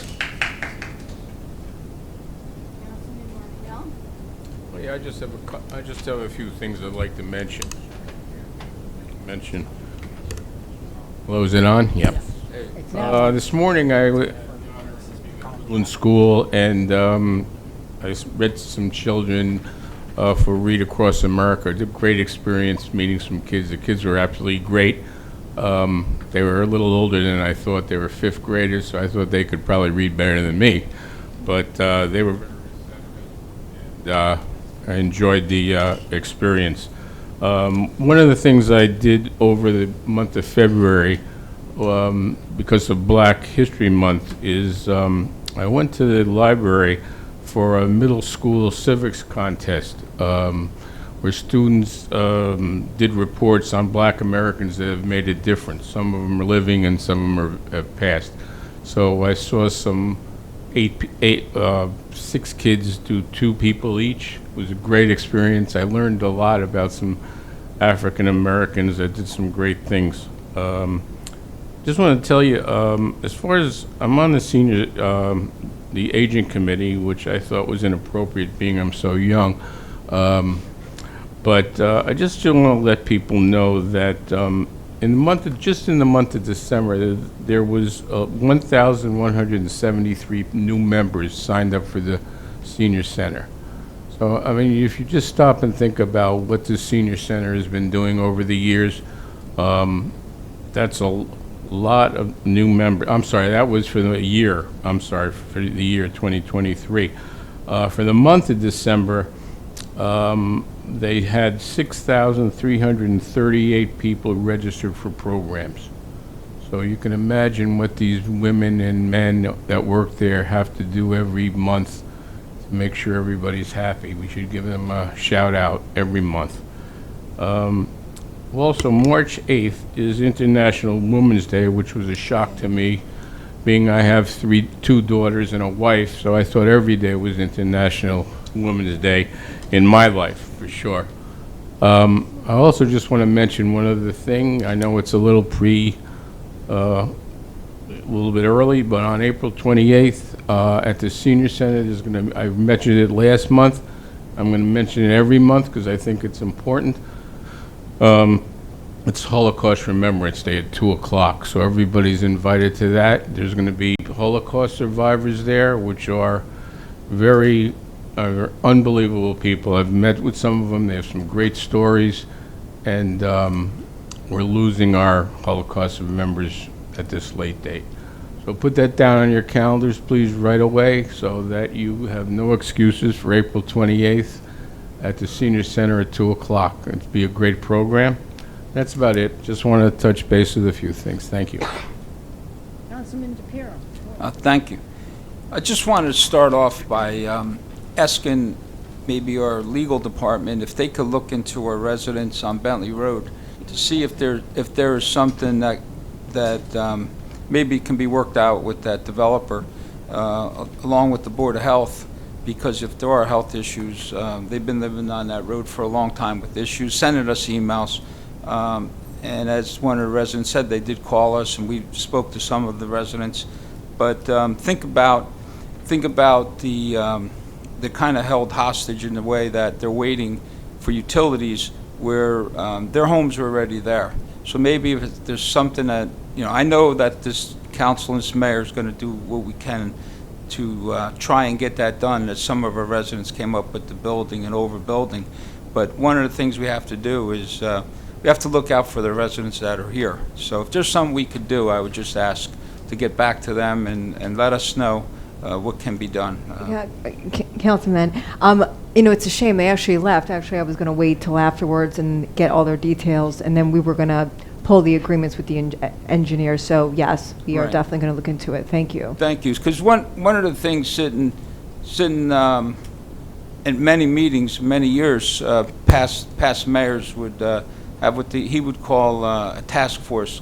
And when you had an issue like this, like we had the BFI, we all came together. Our mayor rose to the occasion, and everything that I've been up here with Mayor Tamboro and also Mayor Delina.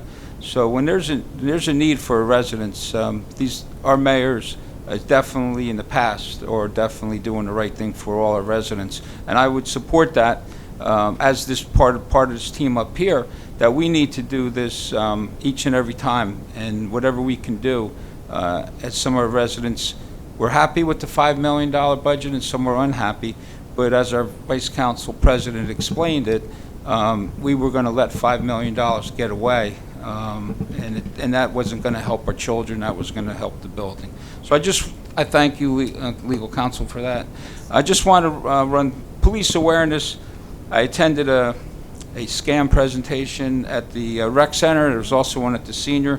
That's available. Detective Robert Bennett did a great presentation. Our mayor did an introduction to it, and the residents that were there. That's something that it's on the website for in our police department website, and something our residents should definitely look into if you missed the presentations. And I just wanted to thank our police department and Detective Bennett for doing a great job. Also, this past Saturday they had rabies clinic. I want to thank the clerk's office. I want to thank the DPW, the Board of Health, everybody that was part of that, the rec center. And I just want to say that's another service that we did for our community and make sure that we get rabies and license and everything like that. So thank you. I had a question on county bridge inspections and county repairs. Council President, if you could get maybe Mark could look into when the county's going to inspect our bridges in our town, and if there's any repairs that are going to be up and coming for 2024. Also, the county paving. They usually give you a list on when, what streets they're going to pave, so if that's something that I would ask for. Yesterday, I received an IXL about a missing person, and I just wanted to point this out. Next month, April, is Autism Awareness Month, and I think it's very, very good to reach out. Maybe our police department could make families, if they can be in contact with families, schools, nursing homes, assisted livings. There's programs out there.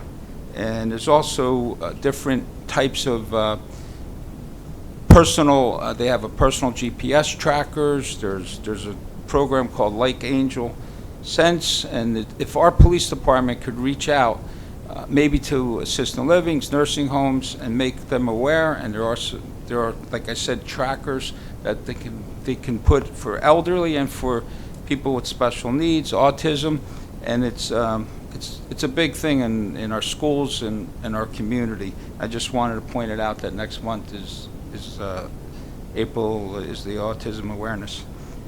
DPW, I can't thank those guys enough. I send a few pictures along with Alan's help and DPW. They fixed the wall on Tyndale and Fernhead. Something that we didn't have to go out to bid for. It's something that the wall was built years ago, and they weren't able to get the exact color blocks or whatever, but they did the job, and they did the job well. And this was something that was done in-house.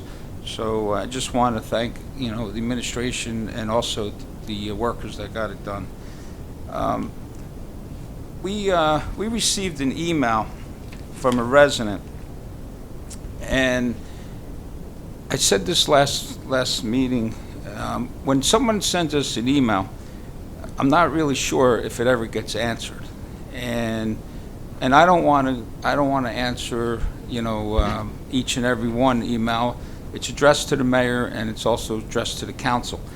But it was an email that was, someone came to the public and made a comment and private concern, and everybody seemed like we were all talking out of turn, and we were all attacking a resident when they come to the microphone.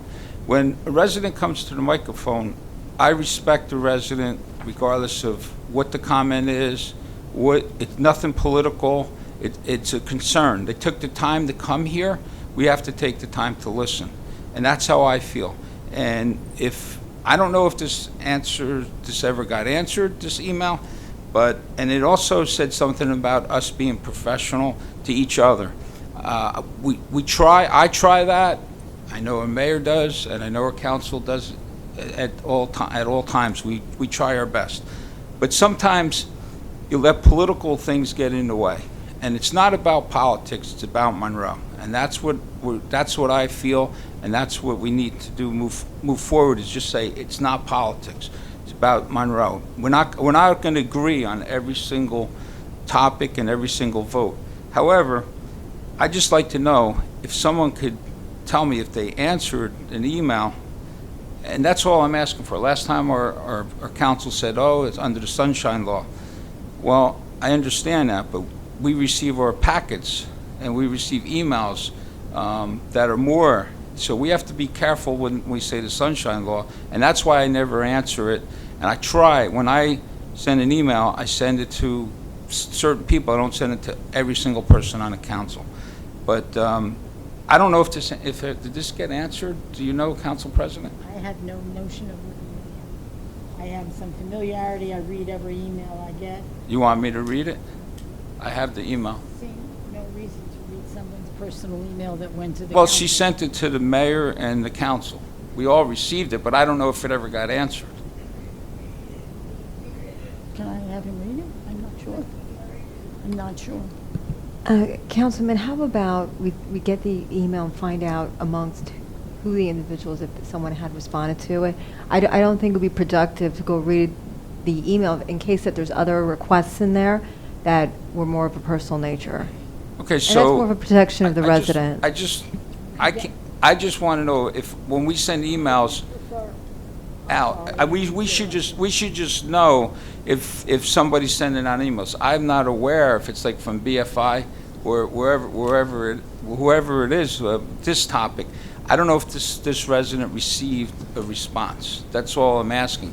And Alan, I don't know if he can keep track of that and send it to us, because I don't know if we got response to this. I ask every time about painting the water tower. Somebody sent me an email, and I sent it to Alan and I sent it to Joe, and then Joe responded and he copied me. That because I sent it to Joe. Also, I'm asking for, if somebody sends an email to the mayor and council, I have no idea if it got answered. I would like the email. I would like to follow our attorney's advice, not read the email into the record. We can pass it among ourselves. We can verify whether or not it was answered. Yeah. I think that would be easier. In general, if administration gets an email, The administration answers it. administration will respond to it. Individual council members can also respond if they were addressed in it. The only thing I think was mentioned is if it becomes a dialogue amongst council members on that email You don't do about that. stuff, that could violate the Open Public Meetings Act if you start discussing what we should or shouldn't do. So administration, I can't think of an example where administration doesn't respond, and council members are always welcome to respond directly themselves as individuals if they like. Yes, because on occasion I have said to administration, was this email answered? And on those occasions, Councilman, when you've asked me if the administration has Yes. responded, I'm always able to let you know if that's happened. Right, I usually ask Alan and that, but this one, I don't know if anybody answered. Okay. Am I on there? I don't know if I'm on there. Okay, all right. Also, a resident came, Monroe Township Board of Ed, he made an announcement tomorrow night's the hearing budget for 2024, and, you know, it's important that we go, we attend, and ask questions and concerns. That's the time, and also vote. As we all know, in the past, you know, 1 out of 5 people vote, but 5 out of 5 complain. So now's your time. So go, speak up, and vote, and make your vote count. So That's what's important tomorrow night, 6:30 at the high school. And the last thing, Schoolhouse Road has a water leak for about a few months in front of the firehouse. I sent an email before the snow and the ice. DPW is putting salt on it. Do we have a projection on when that's going to get fixed, that water leak? Right, and we discussed this. So it's not in the road, it's sort of on the curb, so it runs down the curb. Joe, I know you ordered a part. We were waiting on a specific part to be able to fix that water line. Can you give us an estimate on when that part will be available to be able to fix it? But it doesn't generally go in the road, it goes down the right-of-way, the curb. Yes, Councilman, we ordered because there's a couple of different things that we noticed when we were investigating that leak, so we had to order a number of different parts to take into account every situation that could potentially occur. I know that 75% of the parts have arrived. When the other 25% are here, we will go ahead and make the repairs. Is there a meter? Is anybody paying for that wasted water that's going down the road? At this particular point, I believe that it is actually before the meter. Before the meter? Yeah. So technically, we're paying then? Yeah, it's unaccounted for water Unaccounted in water. the Okay. utility budget, yes. All right, thank you, Council President. Before I, just very quickly, I wanted to make a comment before I ask our Council Vice President for his, to let you know that in April, if you watch your bulletin from the library, there is a program being put on by the library in cooperation with the League of Women Voters that says how your government works. Over the last few months and in conversations, we have heard from many people that they are not sure of this process locally or that process locally, and so it will be a good program. And I know it is in April that it is occurring. And additionally, civics education is now required for our students in school. So I'm hoping that we begin to see students taking physics showing up for council meetings. Again, an opportunity to learn how our government works. I'm going to ask our council vice president, please, for his comments. Thank you.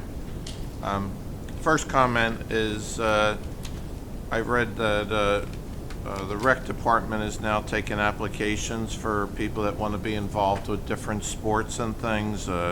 So if you have any of the kids with baseball, softball, soccer, whatever it may be, now's the time. Get the word out if they want to sign up. I know most of the kids are already signed up and they're repeaters, but sometimes there's people out there that might have interest. Now would be a great time. Want to congratulate our boys hockey team, which won the Middlesex County Championship, I believe, for the first time ever. I think that's pretty impressive.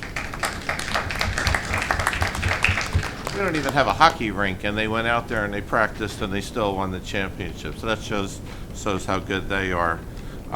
Also, an individual accomplishment, one of our girls' basketball players, Hallie Cottrell, scored her 1,000th point this year, which is also pretty big accomplishment for her. I want to talk about, maybe about 15 years ago, we had a young fella that lived in town by the name of Danny Bricks. Danny played basketball for the Monroe High School team, and his family lived in town. And after his junior year, he transferred over to St. Joe's. Turns out he was a pretty good player. He also scored 1,000 points. He played with some of the really good players, Quentin DeCozy, Carl Anthony Towns, who happens to still be in the NBA, and St. Joe's went on and had a really, really good couple of years with him. They won a couple of tournaments and things of that nature.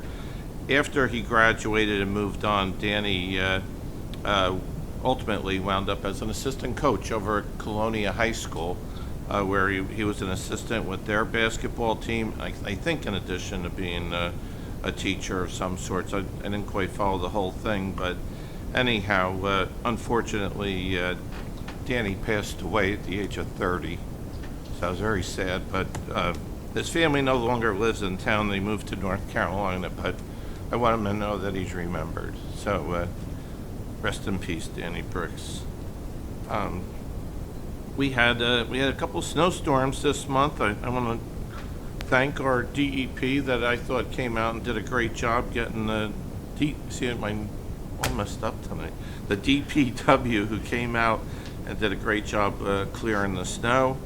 Another thing I noticed, the applications for the senior tax freeze are scheduled to come out soon, so keep an eye on your mail, and if you don't get it, you think you might be eligible, that's another thing that you should look out for, because that'll save you some tax dollars over the long run.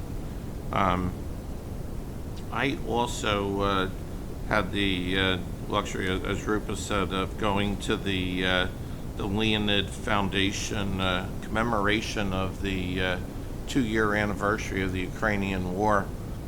And it was both a happy and a sad event. I mean, we were celebrating the fact that these people were there to help them, but 2 years in, and Ukraine is still trying to fight off Putin.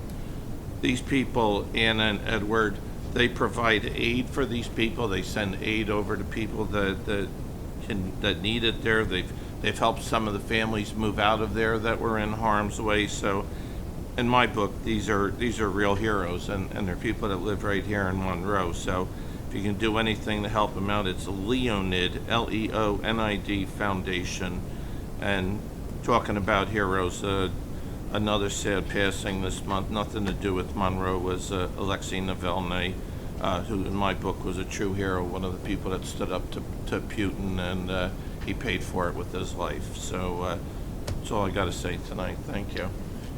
At this point, Mr. Mayor, do you honor us with a report, please? Once again, Madam President, I appreciate the opportunity to provide some commentary, my report to you. Just 2 items on the agenda I wanted to highlight, and obviously I'm very pleased. I thank the council for supporting the 2 ordinances, in particular the one for the Barnes property, the Schoolhouse Road property, the procuring the $2.3 million grant from the state, as well as the $2 million from the county to help preserve that tract of land. Obviously, one of the larger issues that we all hear is about preserving open space.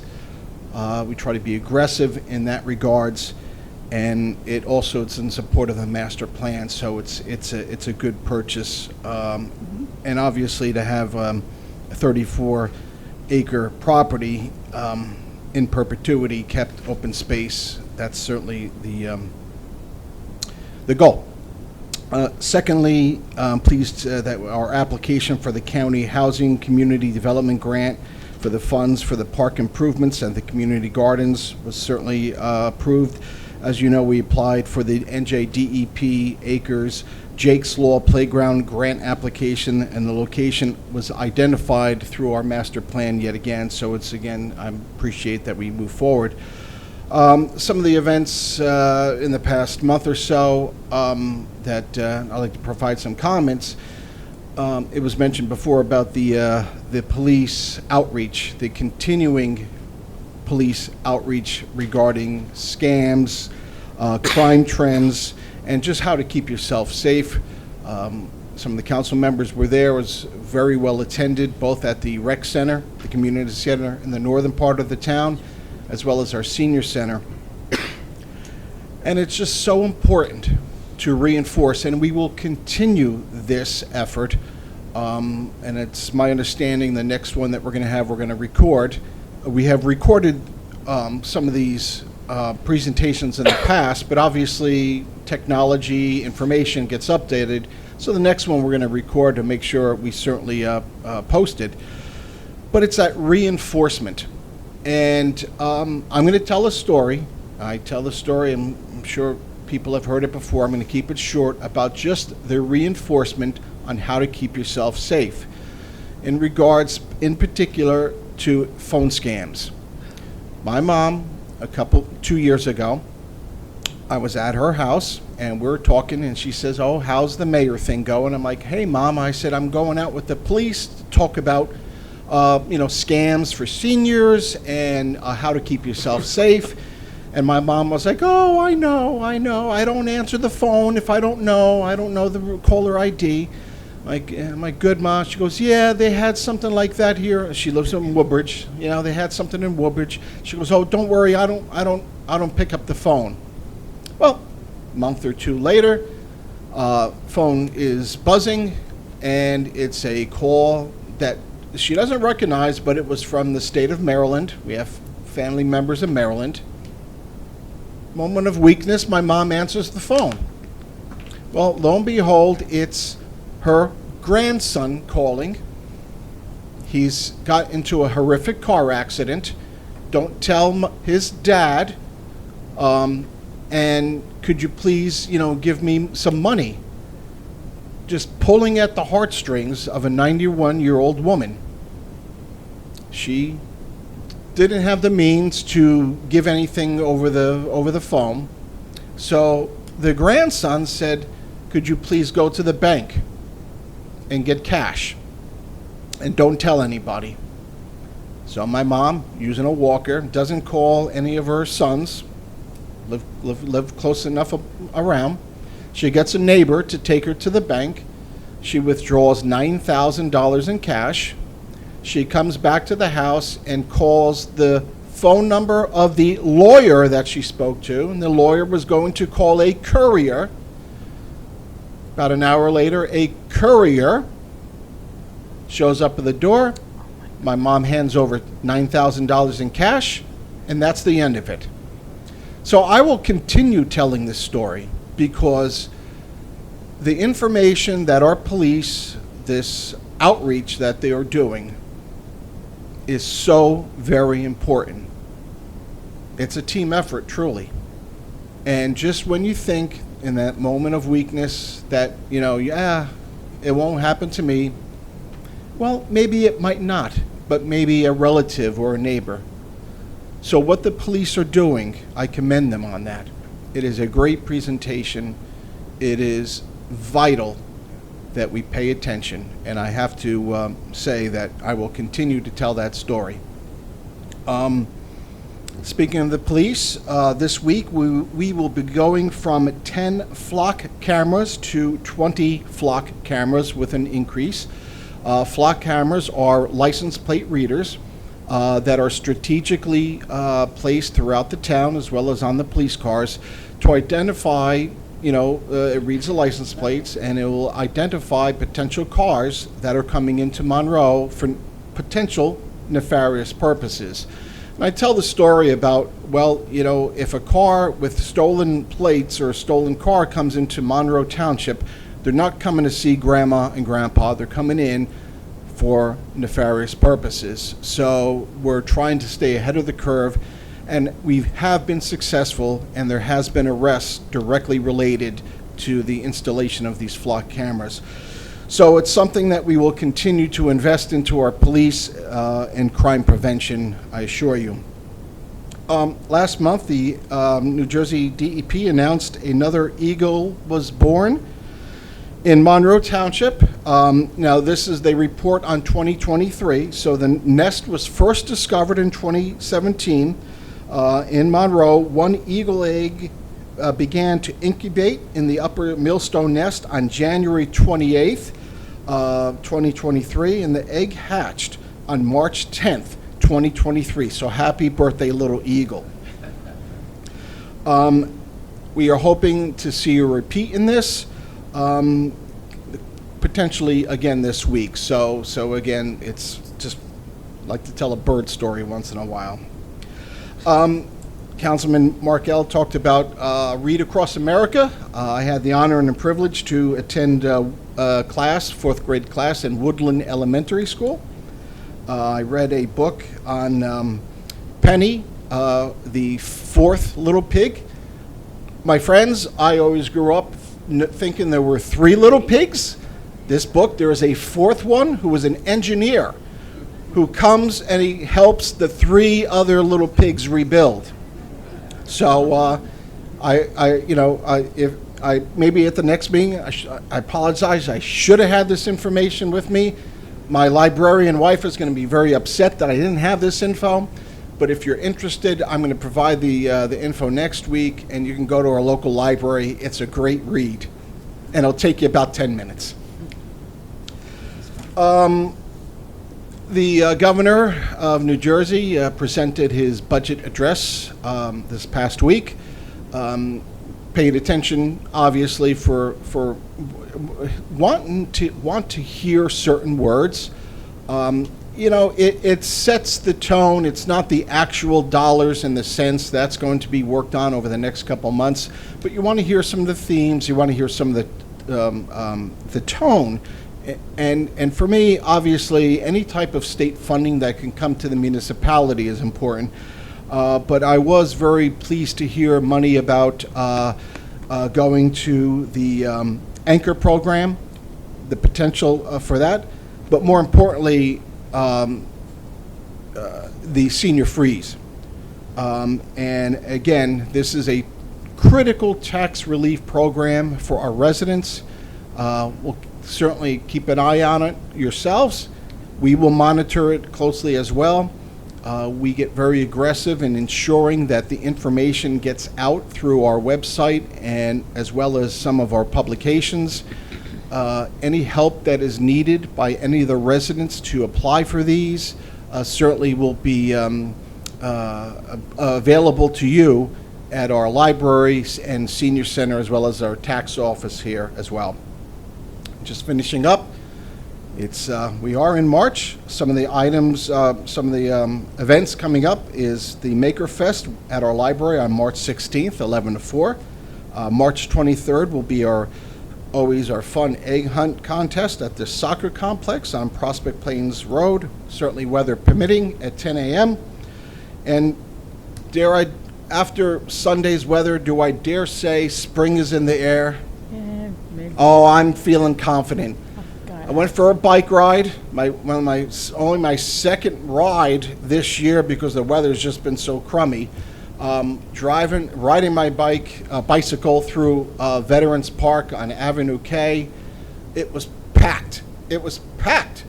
So my first run through, it was packed. The second run through was even more because there was an ice cream truck there and the line was 10 deep. So I am going to say spring is in the air. Let's hopefully it stays that way. And again, you know, to finish on a note like that, happy spring. Madam President, thank you again for it is always my allowing me. pleasure, sir. Always my pleasure. We will now go to our public comment section. 5 minutes per speakers, and I need a motion to open the public comment section, please. Is everyone paying attention? Motion. Thank you so much. May I have a second? Second. Thank you. All in favor? Any opposed? Nay. Come to the microphone, give us your name and address. And remember, there is a 5-minute time limit, sir. Good evening. Good evening. Joe Atanasio, 21 Wellington Place in Greenbrier. Last month I came to the council and I had a concern about what they call engine braking, which is the practice of the truck drivers using a device which slows down their engine and causes a major rumble to the people on Prospect Plains Road, Half Acre, and also Perineville Road. And I explained it, and I wanted to know if it was possible to put additional signage around town. The next day, I sent an email to all of the members of council, and I'd like to take the opportunity tonight to thank Councilman DePiero for answering my email and instructing me to also copy Alan Weinberg on it. And I want to thank Alan for his lists of where the signs are, and also entertaining my request on where the signs should be.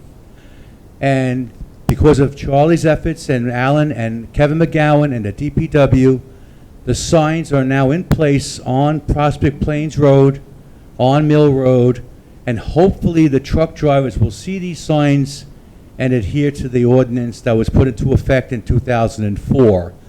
And if they don't, I trust that our magnificent police department will start issuing summonses here, because this is nerve-wracking. When you hear these guys going down the road and they pull that emergency, the engine breakup, the walls of your house actually shake. Okay, and again, thank you guys, and I hope the truck drivers do adhere to it. And on just one note, Mayor, on the camera thing, about maybe when it was put into place, my wife was caught speeding. And it was a picture was taken of her plate, and she was issued a summons. And she came home and presented me with the summons. And she goes, "This is for you." What do you mean? Unfortunately, what happened was, once the plate was taken, it populated the summons with my name, because the car is in my name. Smart woman. So I went to the police department with it, and I met with the officer, and he apologized, and we became kind of friends. And I know that and please bear me out on this, if I had gone to court with that, it probably wouldn't gotten thrown out. But in my heart, I felt these guys are going through enough, okay? So I said, we'll just go into the place and change the ticket to my wife's name, because I was afraid the points were going on my license. She was speeding, I wasn't speeding. So, and we shook hands, and we both issued my wife the summons, which we paid, because she was speeding, she knew it. So I just want to note that that might have been a problem at the time. It's probably been resolved, okay? But I'm kind of happy it happened, because maybe it was a glitch in the system that's now been resolved. Thank you, folks. You're most welcome. Next person, please. Yeah, just council. Oh yeah, go ahead. Yes, sir. I do want to just put on the record that the flock cameras do not record speed. However, if a camera is on a car, police car that's following a car that's speeding, they will take the picture to capture the moment. But the don't be afraid if you see the camera. And I'm not giving you permission to speed past that camera, but it doesn't record speed. Thank you, sir. Your name and address for our record, please. Hello, Colleen Pace, 39A, John Paul Jones Drive, Concordia. I know this is the 5 minutes is limited to agenda items only. Not in this portion. That was for the agenda session. But could I have just... another issue you need to discuss. Okay. Please bring it to us. I'd like to know the plan for Valor Home, which is housing the building project for the veterans. The Veterans Housing Project, on yes. Cranberry Half Acre Road. The plan, is that a private property building? Is that a privately owned building, number one? Is it for exclusive for veterans? Mm-hmm.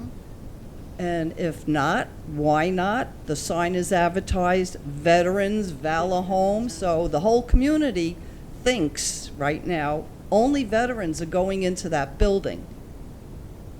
I believe there's 70-plus units. How many are for veterans? And what assurance only veterans will go in there and no other people?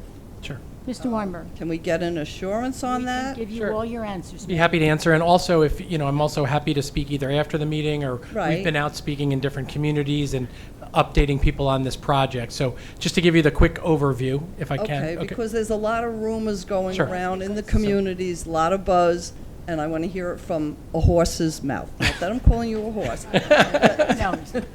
There's- Weinberg, we do please. have a lot- We do have a lot of questions. I'm going to get a lot for that tomorrow. Okay.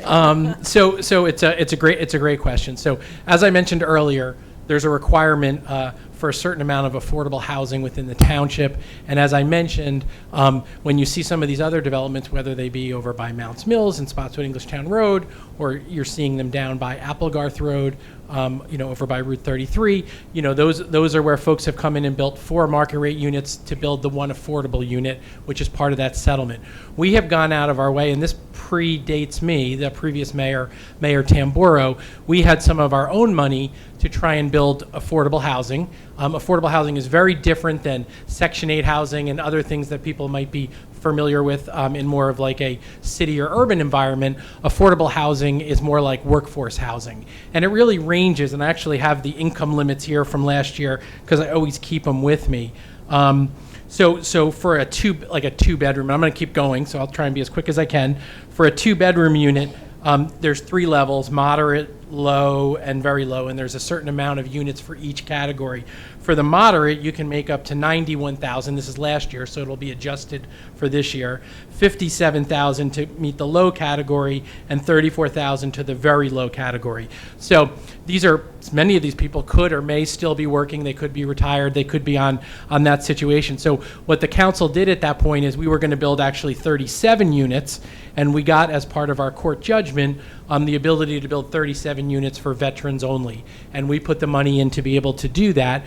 We were able to get additional tax credits through the Housing and Mortgage Finance Agency to build an additional 43 units, and those units are veterans' preference. And what I'm going to explain is every unit in there is going to be a veteran unless we get to, and when I say we, there's a third party that operates it, that is, a housing provider. They've done a very similar program in another part of the state down by Clayton, and our goal is to make sure everybody in there is a veteran, and certainly the 37. If no one applies, then they would have to consider other folks who are also citizens, but only if no veterans apply past 37. Hopefully we can get it completely full with 80 veterans, but the only scenario where there wouldn't be a veteran in there is if no veterans choose to apply to location. They are guaranteed the first 37 and then the preference on the next 43.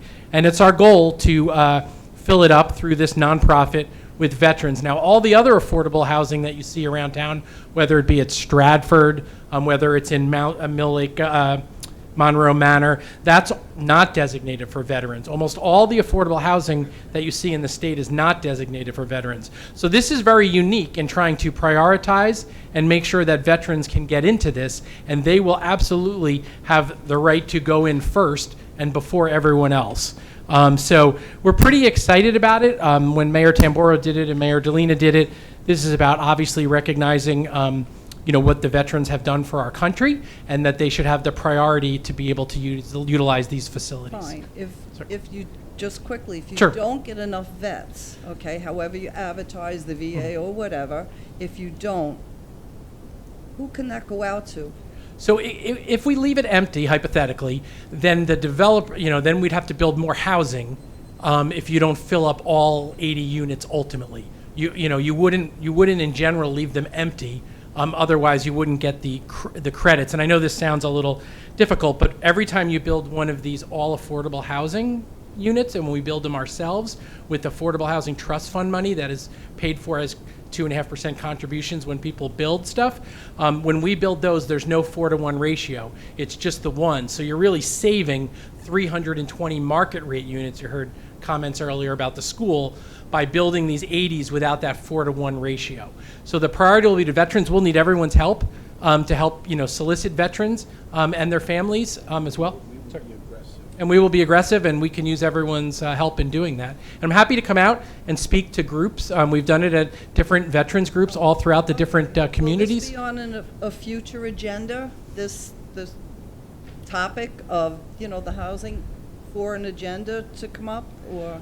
Well, I don't know if it'll be specifically on an agenda, but now that the project is about 40% complete, you're going to see in the spring and the summer the outreach, because if it's more than a year away, they don't really do too much marketing until it's a little bit closer to opening up. So you'll start to see that outreach, but we're available anytime. I mean, you can always come to a council meeting and always bring it up at the end, but if you want to grab my card at the end, or Kevin McGowan, or Tanya, if you want to just raise your hand down the end there. She works on affordable housing. We can come out and speak to you in any forum. We can sit in this room without a council meeting and answer questions. And we're going to work with all the veterans groups at all the different communities and posts to try and find the people from, and not just Monroe, it could be from all the different, happy to do it. Okay. Thank you. Great question. Thank you. Thank you. Anyone else wishing to address the council? Oh, you're second and you are third. I had asked Dr. Prakash to wait for this woman. Please, sir. Thank you, President. Prakash Purab, 33 Dana Drive. I would like to thank Wayne Halbert, Christopher Webin, and Mark Rozumich. Okay, we have about 15 acres of open space behind my house. Okay, we have about 60 houses, 15 to 20 acres, and it is a water retention. So they came up, cleaned the things, removed the trees, and made it very beautiful. So we thank for them taking care of it. Now the birds can fly in, the turtles can move in, so it is very friendly. So I thank, and also when we were coming out of our community, the stop sign, I said, complained about it, the trees are blocking. They came and cleaned up, so thank you very much for follow-up. Then the next one is, I did attend the community awareness, which was organized by our police department on February 22nd at Senior Center. It was 1.5 hour presentation, practical presentation with examples, and one of the officers has videotaped it. So I called police department today, and they are editing that video, and tomorrow I had to follow up. They told me to call tomorrow, so it will be available for the public, and I want request public to hear that, take a time, every day watch 15 minutes, because it's going to be 1.5 now. But the presentation is very practical examples, so I do appreciate public to do that, and I thank mayor and council and the police department for this outreach program. And lastly, snow was there. Our, Public Works Department did an excellent job, so thank you very much. Thank you. Ma'am, yes, please.